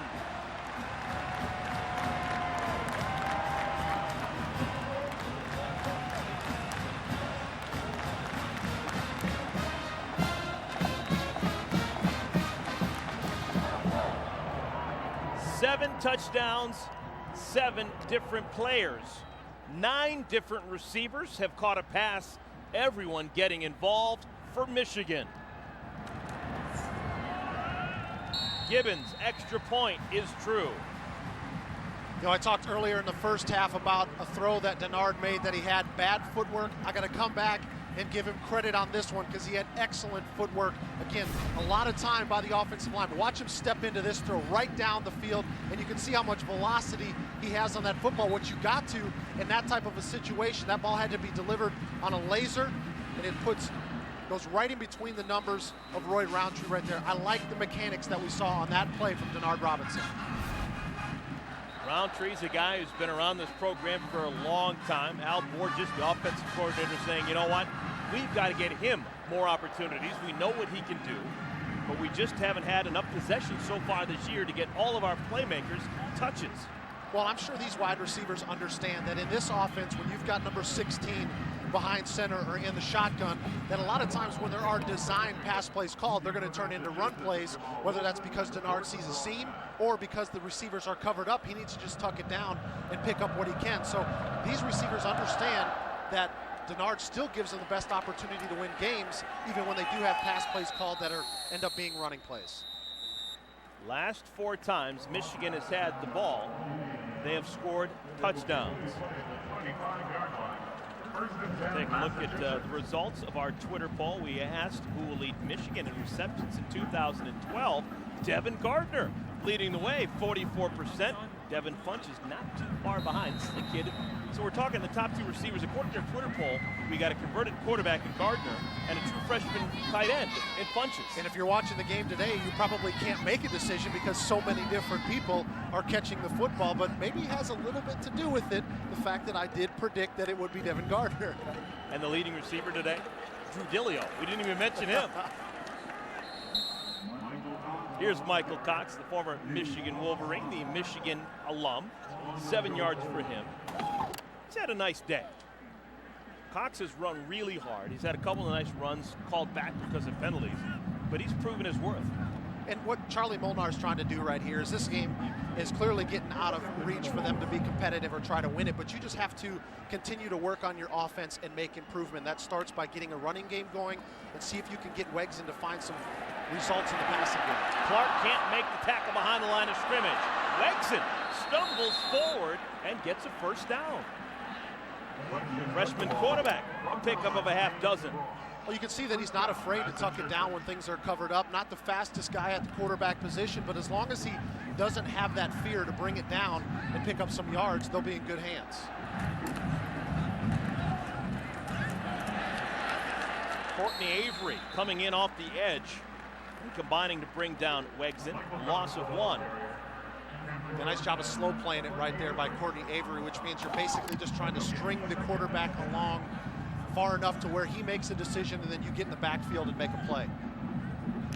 Avery, the nickelback from Mansfield, Ohio.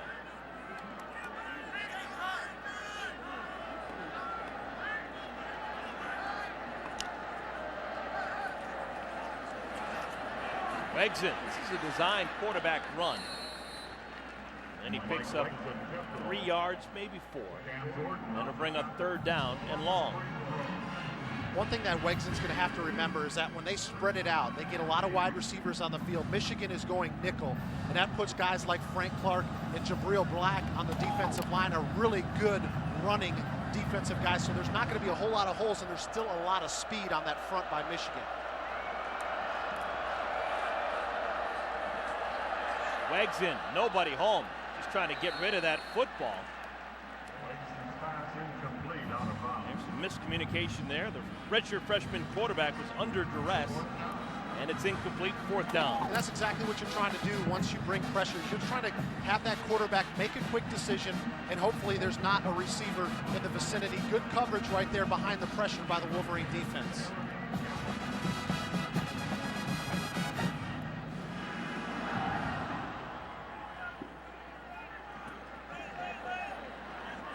Sixth punt of the day for Coulter Johnson.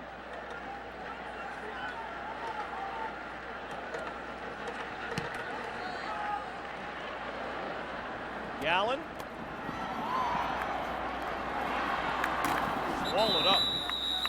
He pays the price for not calling for the fair catch. Punt of 47 yards, a return of just 1. There's a flag down on the field, and it's going to go against UMass. Ball is at the 14-yard line. First and 10, Michigan. Illegal formation, 5 in the backfield, kicking team, 5-yard penalty. Still 4th down. So they're going to re-kick this 5 yards further back from where they originally were. Coach gets a decision. Brady Hoke gets the decision on what he wants to do with the penalty, and that's an easy one because Johnson got off a really nice punt. He wants to go ahead and give him another rep, see if he can get another good punt off and get a better look on the return by Michigan.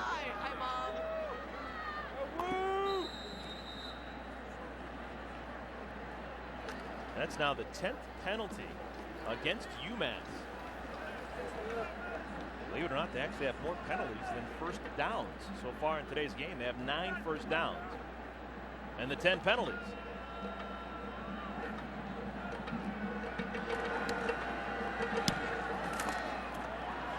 This kick will be fair caught by Gallen, so the decision to make him re-punt is a good one for Brady Hoke in Michigan. 37 yards, no return. When we come back, Denard Robinson back in the game for the Wolverines.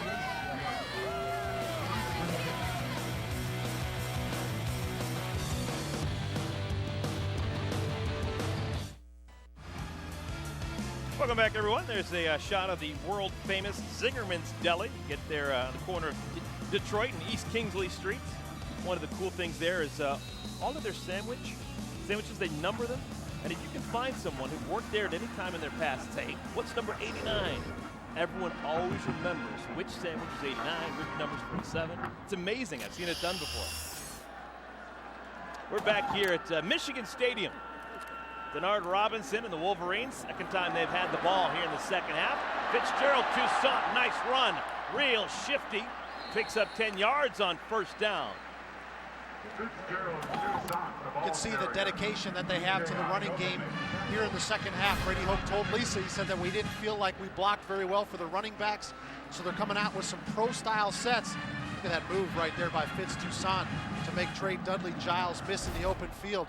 They want to make sure they continue to work on that running game and get Fitz going. You can see he's approaching 100 yards on the afternoon. Almost 6 yards per carry. He's got 34 of those yards here in the third quarter. Speed sweep around left end. Trying to pick up some yards and out across the 50 to the 47-yard line. Pick up a 14 yards.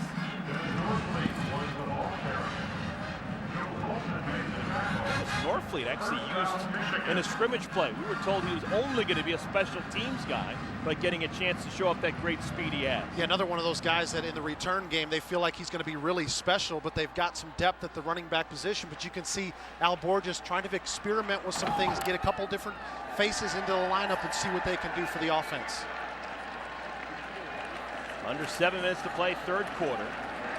Handoff, Toussaint met in the hole and tackled at the 44-yard line. Let's go to Mike Hall in Chicago for BTN.com studio update.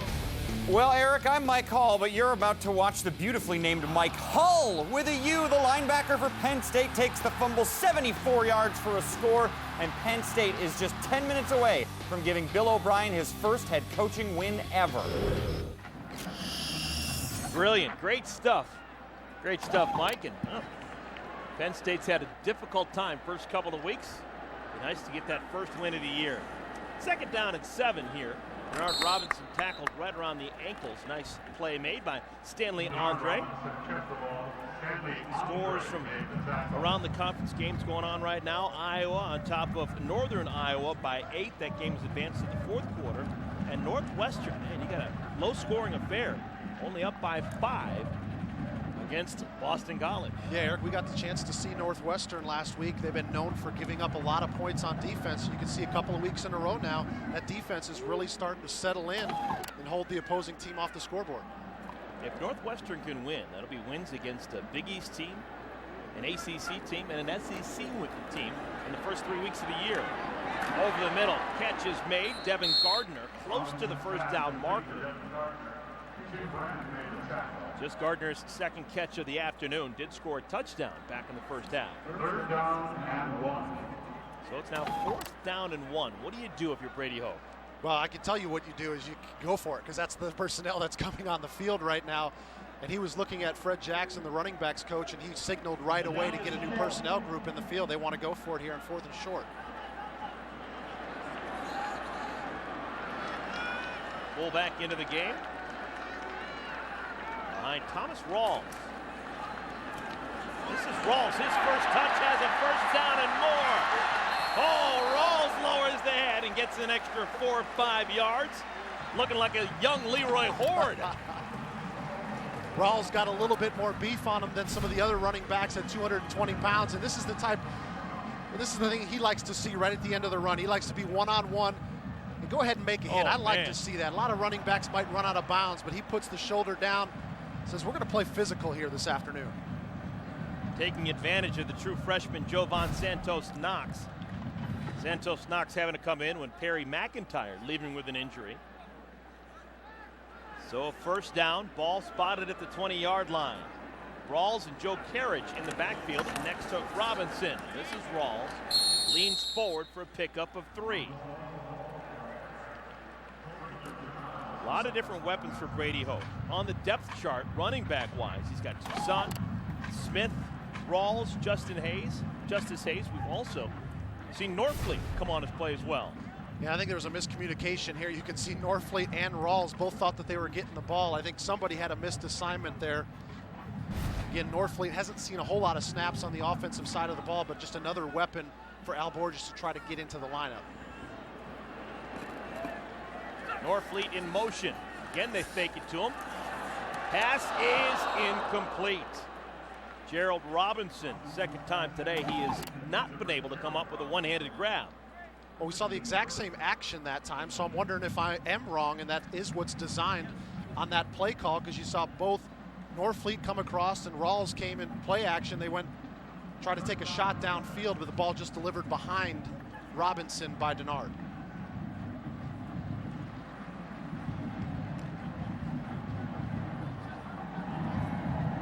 .522 yards of total offense for the Wolverines.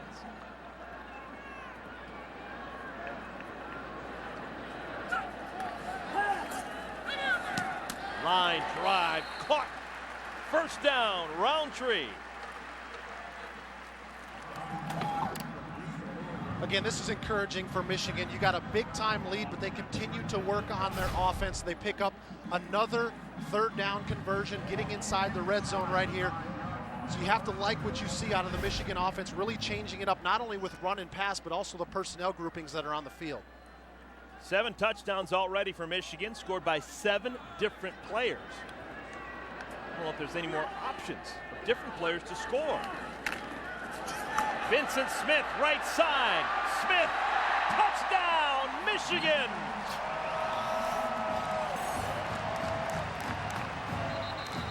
Vincent Smith, the first Wolverine to double up.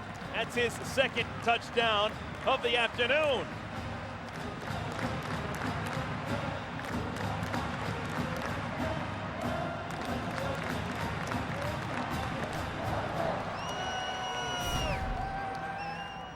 Again, seeing a bunch of different personnel groupings and just the read zone again by Denard and Vincent Smith. It's a couple of blocks downfield. Nice individual play to get into the end zone.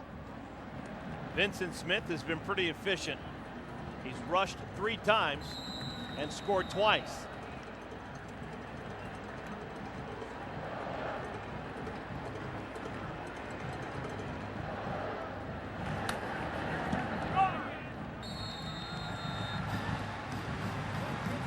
The Michigan Wolverines have been a polished offensive machine. They've made it into the red zone 5 different times, and each and every time they've come away with a touchdown.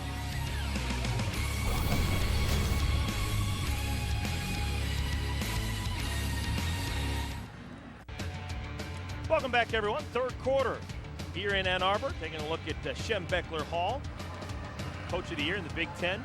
That trophy is now called the Hayes Schembechler Coach of the Year. And last year, in his first year as the head coach at Michigan, Brady Hoke winning that honor. Hoke has now been Coach of the Year in both Big Ten, Mountain West, and the Mid-American Conference.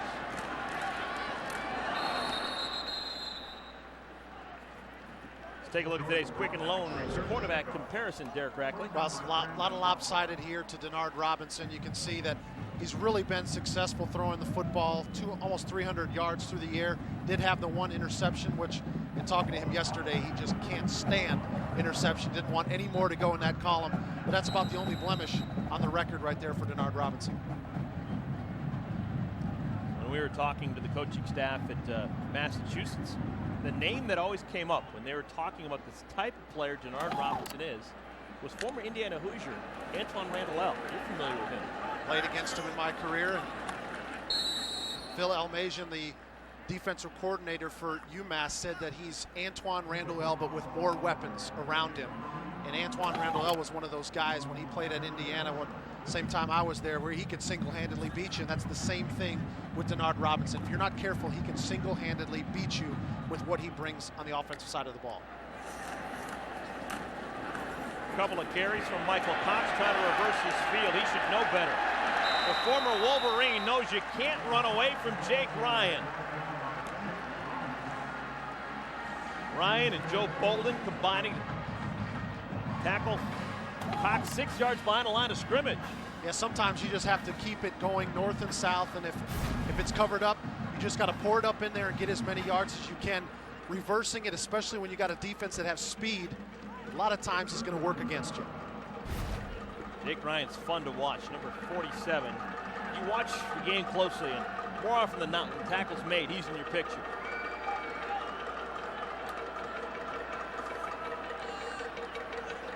Design rollout. Wegson. That's complete. That's a first down to Alan Williams. Derek, is it possible to have an overwhelming, dominant defense here in Michigan when your offense is able to score as quickly as it does? Is your defense ever going to be rested enough just to be able to go out there and get the stops that you need? You know, I think so, Eric. I mean, we saw that this defense made huge improvements back in 2011, and you basically have the same style of offense, but you just have different personnel now. We talked about the guys that Michigan lost off of that defensive line, Mike Martin, Ryan Van Bergen, and Will Heiniger.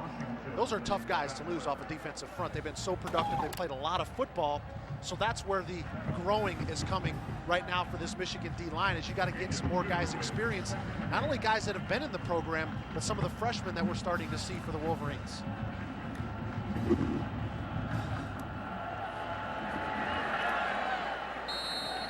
Under pressure, Wegson has to just flip it out of bounds.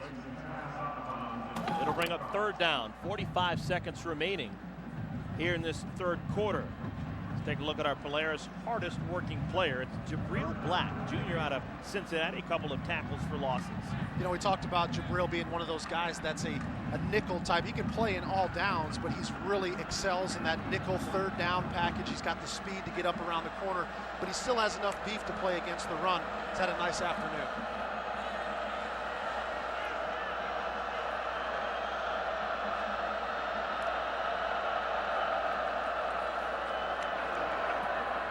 Tight end with the catch, Blanche Flower. Across the 50, another first down for the Minutemen. They really like Blanche Flower, just a junior. He's now got 7 catches on the year. This is an offense like Michigan's. They want to focus a lot of attention on their tight ends. They think they've got good ones. Yeah, they really want to go up tempo, and it's hard to do that unless you have successful plays. You can see when UMass starts to put a couple of good plays together, Wegson gets the guys up to the line of scrimmage. That's the pace that they like to play with.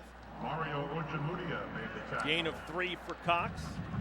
Time winding down in the third quarter. Let's see if the Minutemen can get another play off.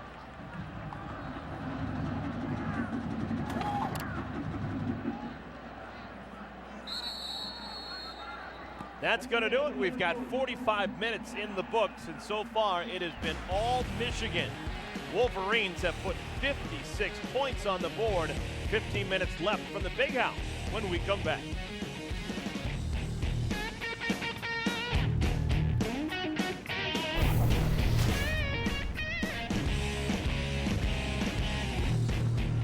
Boxes from the Postal Service, shipping's easy.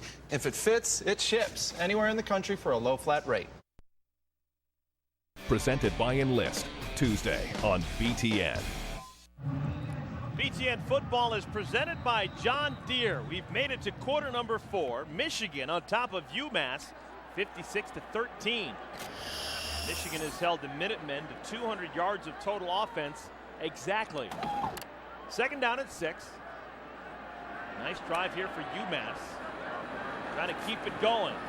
Freshman quarterback Wegson throws a nice pass down the left sideline.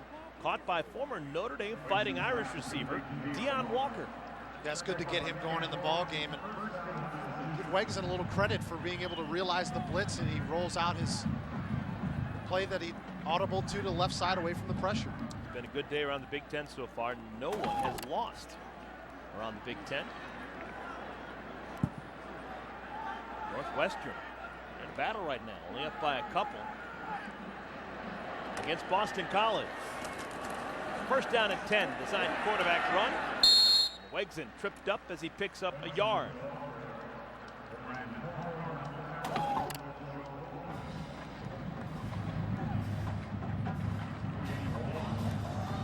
Brandon Hawthorne, part of that tackle.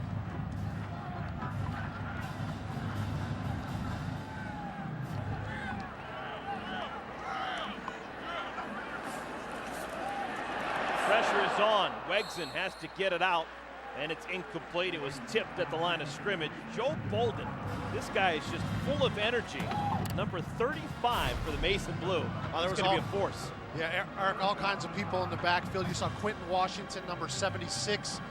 You also saw Cameron Gordon came off the left side. A lot of people in the backfield right there. Wegsy was just trying to get rid of that football to avoid taking the sack. Already on this drive, UMass has converted a 3rd and 12 and a 3rd and 7. This is a 3rd and 9. Another tipped pass at the line. 4th down. You got to remember that Brady Hoke is intimately involved with that defensive line, so that's one of the things that he's always teaching these guys is when you see that quarterback raise up, make sure we get arms in the air to try to knock down the football. We've seen it a couple of times this afternoon. Guys see it coming, they get hands up in the air. Looked like that was Frank Clark that got his hand on that one. Another big play for Frank Clark, who's had a real nice afternoon. Field goal unit comes on, and before the ball is snapped, we've got a timeout. Their first. UMass using their first second half timeout.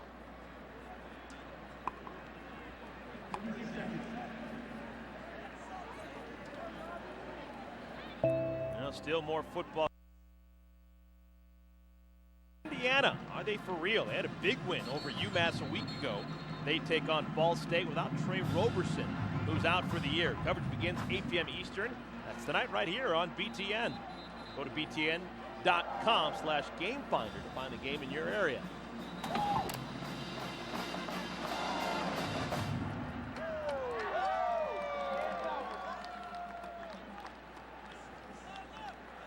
This will be a 45-yard field goal. Brendan Levengood has been perfect so far today.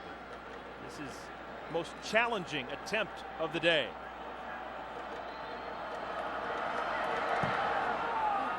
And it's going to be a little bit left. Looked like he stutter stepped before he swung his right leg. And 3 points are missed by UMass. Brady Hoke and Michigan Wolverines, they're still ahead by a bunch, 56-13.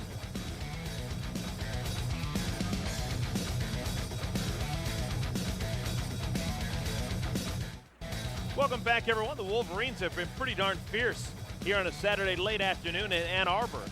They lead the UMass Minutemen big as we play the fourth quarter. So big that Denard Robinson, his day is done. New quarterback, number 8, Russell Bellamy. Trying to get him loose, he hands it off. This is Thomas Rawls around the left side. Just a good look at Russell Bellamy, redshirt freshman. He is from Arlington, Texas. Martin High School, 6'3", 202 pounds. Brings a little bit different to the table than Denard Robinson, but I think that'd probably be safe for pretty much every quarterback playing behind number 16. Did see some action in the Alabama game late in that ball game, but these are good reps for him to get out, experience some game time action, a lot of time left on the clock. You never know when he'll have to come into the ball game.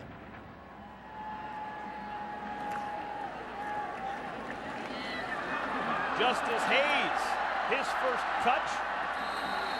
He rips off a nice run out to the 45-yard line to pick up a 14. Let's take a look at today's John Deere Gator game changer. Denard Robinson finishes 9 yards away from 300 yards passing. And 3 yards away from 400 yards of total offense, which is, again, another pretty impressive day. 4 total touchdowns. And if they can get this type of performance out of him for the rest of the season, they're always going to have a chance to win ball games. Next, responsible for 5 touchdowns. If you remember his one negative play, he threw a pick 6. Number Christian 84, intercepted 5-yard him first half, ran it in still for a first down. Touchdown. Delay of game, you're going to get those type of calls when you've got freshman quarterback in the game. I'll take a look at Denard Robinson throughout the afternoon. I mentioned one of the things at the top of the telecast I wanted to see was to make some improvements in the passing game, and I think we absolutely saw that today. You know what he's going to be able to give you in the running game, but they've got to be able to come a threat throwing the football through the air, especially if they get a tight ball game where they're behind. I think they made some progress in that phase. Right up the gut, Justice Hayes bangs forward for 3, maybe 4. Hayes is a redshirt freshman from Flint, the Northern High School. Denard Robinson, just one of the many highlights offensively for the Wolverines.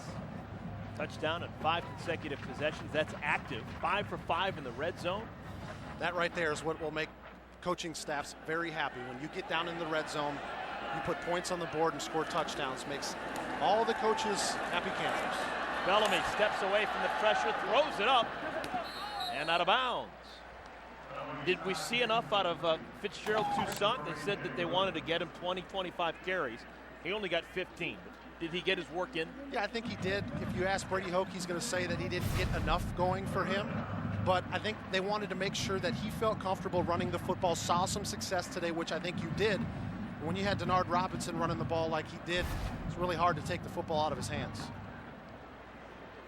Michigan has a team with over 250 yards rushing. But you got to remember that 106 of that coming from your quarterback. Bellamy steps up in the pocket. He had a first down easily. If he could have gotten away from Hafiz Williams, and he can't. Williams, a transfer from Notre Dame, finishing out his college career in Amherst, Massachusetts.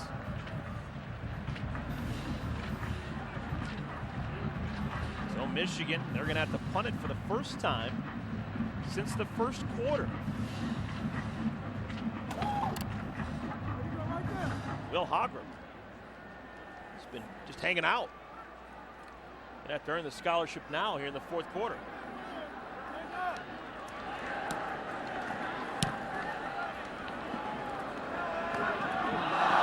Ball is loose. And it appears as if Michigan has jumped on it. Michigan ball. Brian Dowling, second time today, he has muffed a punt. And for the first time, it costs him. First UMass turnover on the day, and Michigan has the ball back in scoring range. On the recovery for Michigan, it's the fullback, Paul Giamatti, with the fumble recovery. Well, this is one way to get yourself off of the punt return team, is show that you're shaky catching the ball when the opposing team punts. As you mentioned, Eric, we saw a couple of the balls on the ground today. So anticipate Charlie Molnar to be finding a new punt returner next week. Thomas Rawls, another carry, a pickup of 4.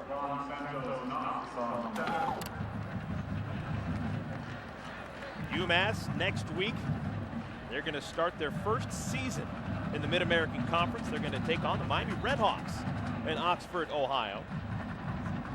Charlie Molnar's team in year 2 of the transition from FCS to FBS. They don't have as many scholarships available as a Michigan does. They're just trying to get up to speed at the 1A level. And of course, Michigan, their next week is going to be much anticipated, as they're going to take on the Notre Dame Fighting Irish, who are off to a real nice start so far in 2012. Yeah, they got a big one tonight going up against Michigan State, but anybody that tuned into that ball game last year will know that this Michigan-Notre Dame game is going to be exciting no matter how the teams are faring as far as their record goes. Talk about exciting. How about what's going on in Evanston? Wildcats trying to hold on to a 2-point lead over Boston College. Rawls spins forward for another Wolverine first down. Rawls looks like a lot of running backs that Wolverines have trotted out there in years past. Just to me, he looks exactly like Leroy Horde. Remember Leroy back in the late 80s? .5'10", 218 pounds, full of energy and power. You're always looking for that guy that you can use in short yardage and goal line situations that upon contact you can trust that he's going to be able to keep those legs moving and pick up an extra yard or two to move the change.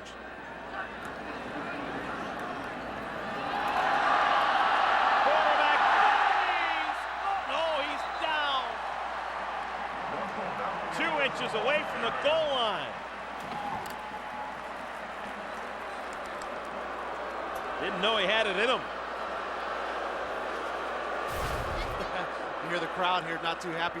Get Bellamy running the zone read right here, not afraid to pull that football out and get into the end zone.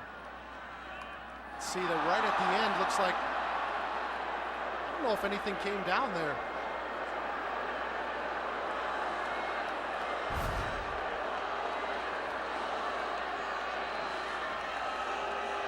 So the game continues, second down and goal. there is the Michigan touchdown scored by Justice Hayes.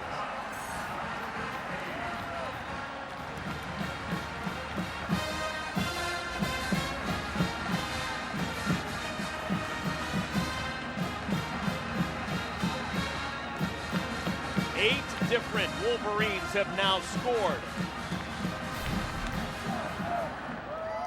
First career touchdown for Justice Hayes, a 1-yard run. 6 trips into the red zone, 6 touchdowns for Michigan. 8:24 left to play. Michigan, with their most impressive performance so far this year, they lead big over UMass.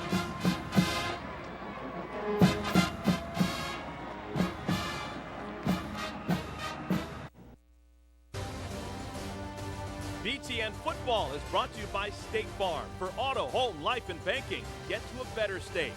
By Verizon. Call ** NFL to get coverage of every NFL game on NFL Mobile from Verizon. And by Case IH. Be ready with proven leadership. To learn more, visit caseih.com/4 is greater than 2.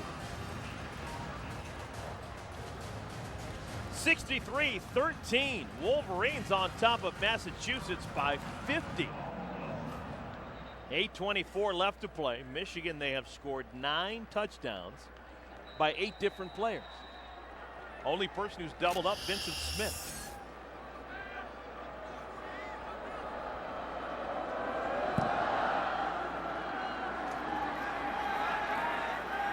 Why not?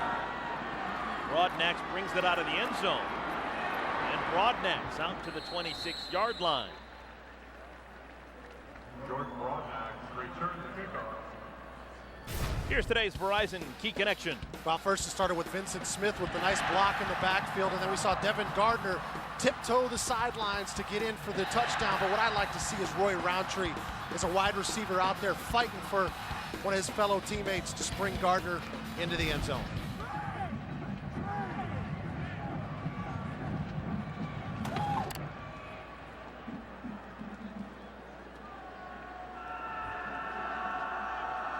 First time today, a quarterback other than Mike Wegson in the game for UMass. This is A.J. Doyle. He, like Wegson, is a freshman. Hands it off to Chris Burns. Let's go down on the field. Lisa Byington with more on Denard Robinson. Yeah, Eric, his day might be done, but still watching him, he's still very active there on the sideline. You can see the headset still on. He was one of the first people to greet Russell Bellamy when he came back to the sideline. Very interactive with his teammates. In fact, offensive coordinator Al Borges said one of the changes, one of the major changes that he has made is he's giving me even more input when he has the headset on. He's very instinctive, but what he won't do is ask for a play. What he will do is tell you something about the game that will help you call the next play. Huh. Thanks, Lisa. Derek, you played in this conference for 4 years. Situations like this, your team's got a massive lead. What's protocol on the sideline? What are guys doing on there? What do they talk about? How focused generally can you be? Well, the guys are excited. They're celebrating a little bit inside, but coaching staff never wants to see too much of that going on until the game's over. But for these guys, there's a lot to be proud about. Season hasn't gotten started as far as their performance on the field the way that they probably wanted to, especially with the expectations that have been set here in Ann Arbor. But this is a good performance that they put together this afternoon. Again, both sides of the football. We saw offense scoring a lot of points, defense keeping UMass out of the end zone in the red zone. Again, that only touchdown came on the interception from Denard Robinson. And Derek, something else that Michigan accomplished today. If you're Notre Dame and you're getting ready for Michigan next week and you're looking at this tape, all of a sudden you see 8 different guys scoring touchdowns. You see everyone involved offensively. There's a lot to game plan for if you're the Fighting Irish thinking about this Michigan offense. Best punt of the day. Norfleet driven back to the 12-yard line. Norfleet looking for some room. Oh, if he can get to the edge, he's got a chance. And now the cavalry catches up with him. It takes a whole heck of a long time, but he finally is brought down. Punt of 53 yards, return of 11. Brady Hoke has figured things out here in Ann Arbor. His Wolverines on top by a half 100.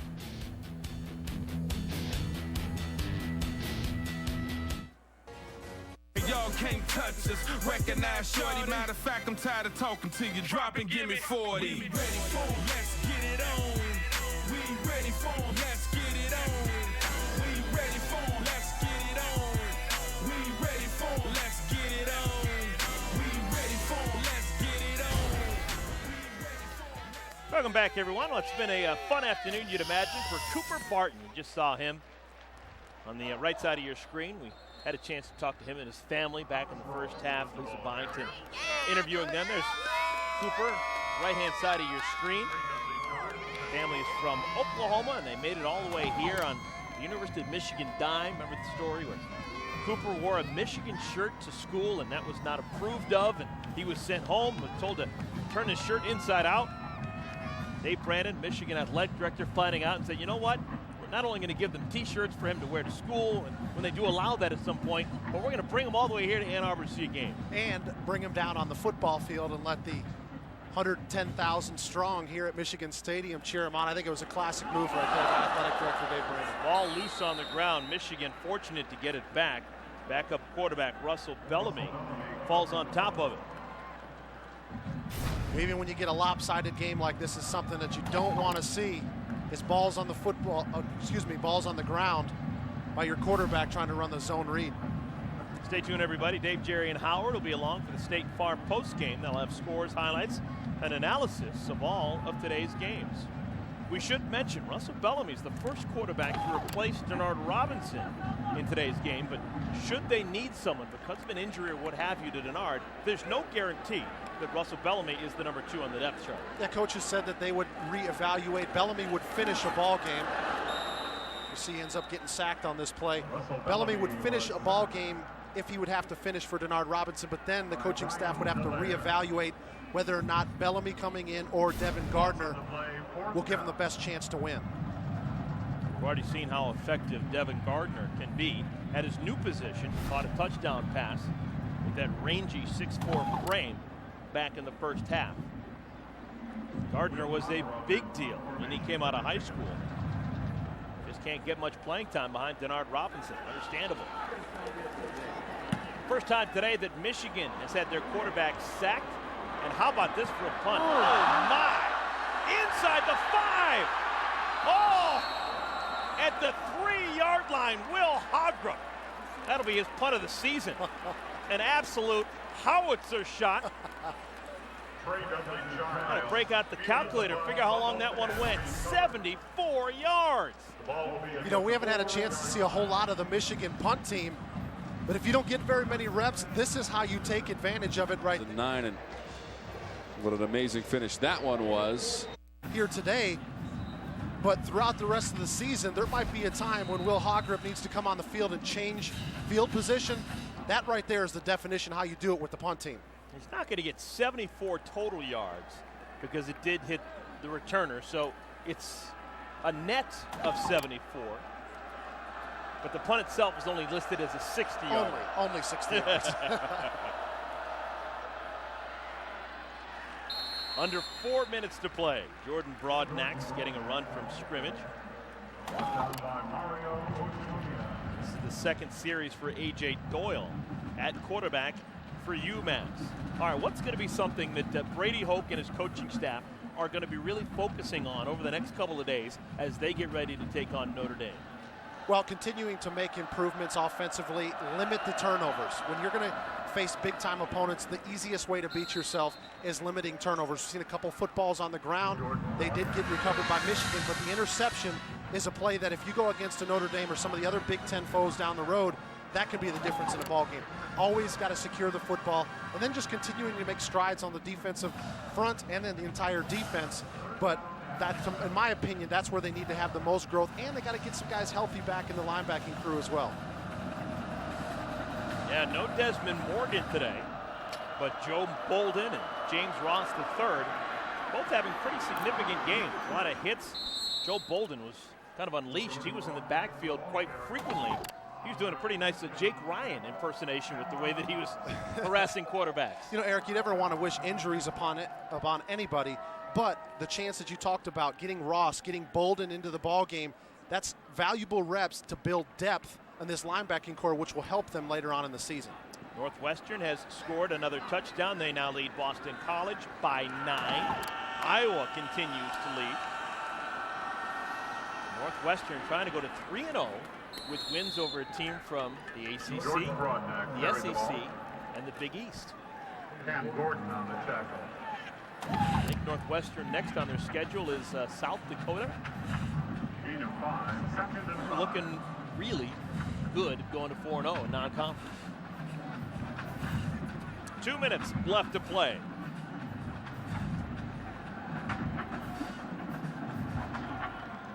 A little note about UMass. Their most famous alum in terms of football playing alum spent a lot of time here in the state of Michigan.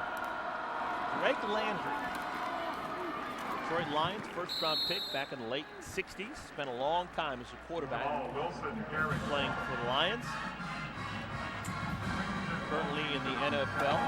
Victor Cruz won a Super Bowl with the Giants. He had the salsa dance. State Farm postgame show coming up immediately following the end of our game. Scores and highlights from around the conference. It's been a busy day.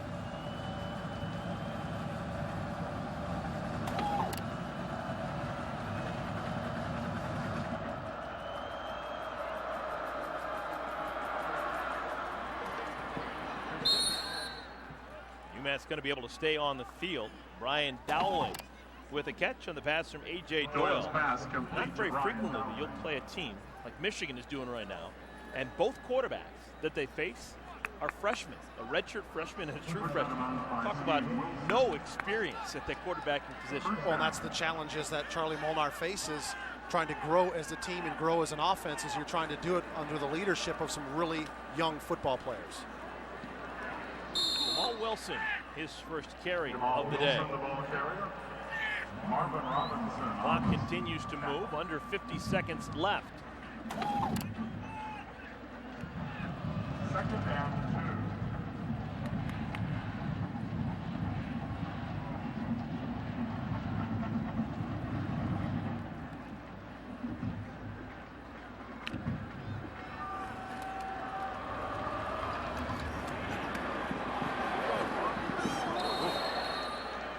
Still hitting going on. Marvin Robinson comes in from the safety spot and rides Wilson out of bounds. 23 seconds left.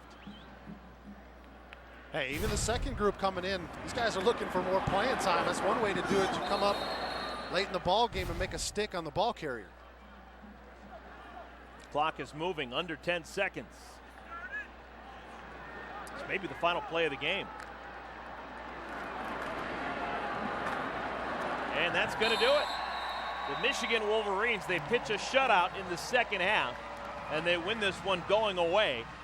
63-13, the final score. Michigan above 500 at 2-1 on the year. Good performance all around, offense, defense, and even on that late in the fourth quarter here, nice punt by Hagerup in the special teams phase. 9 touchdowns scored by Michigan by 8 different players. Coming up next, the State Farm postgame show. That's going to do it from Ann Arbor. Final score is 63-13 Michigan. For Derek Rackley and Lisa Byington, I'm Eric Collins. Now let's send you to Chicago for the State Farm postgame show. For those of you who are watching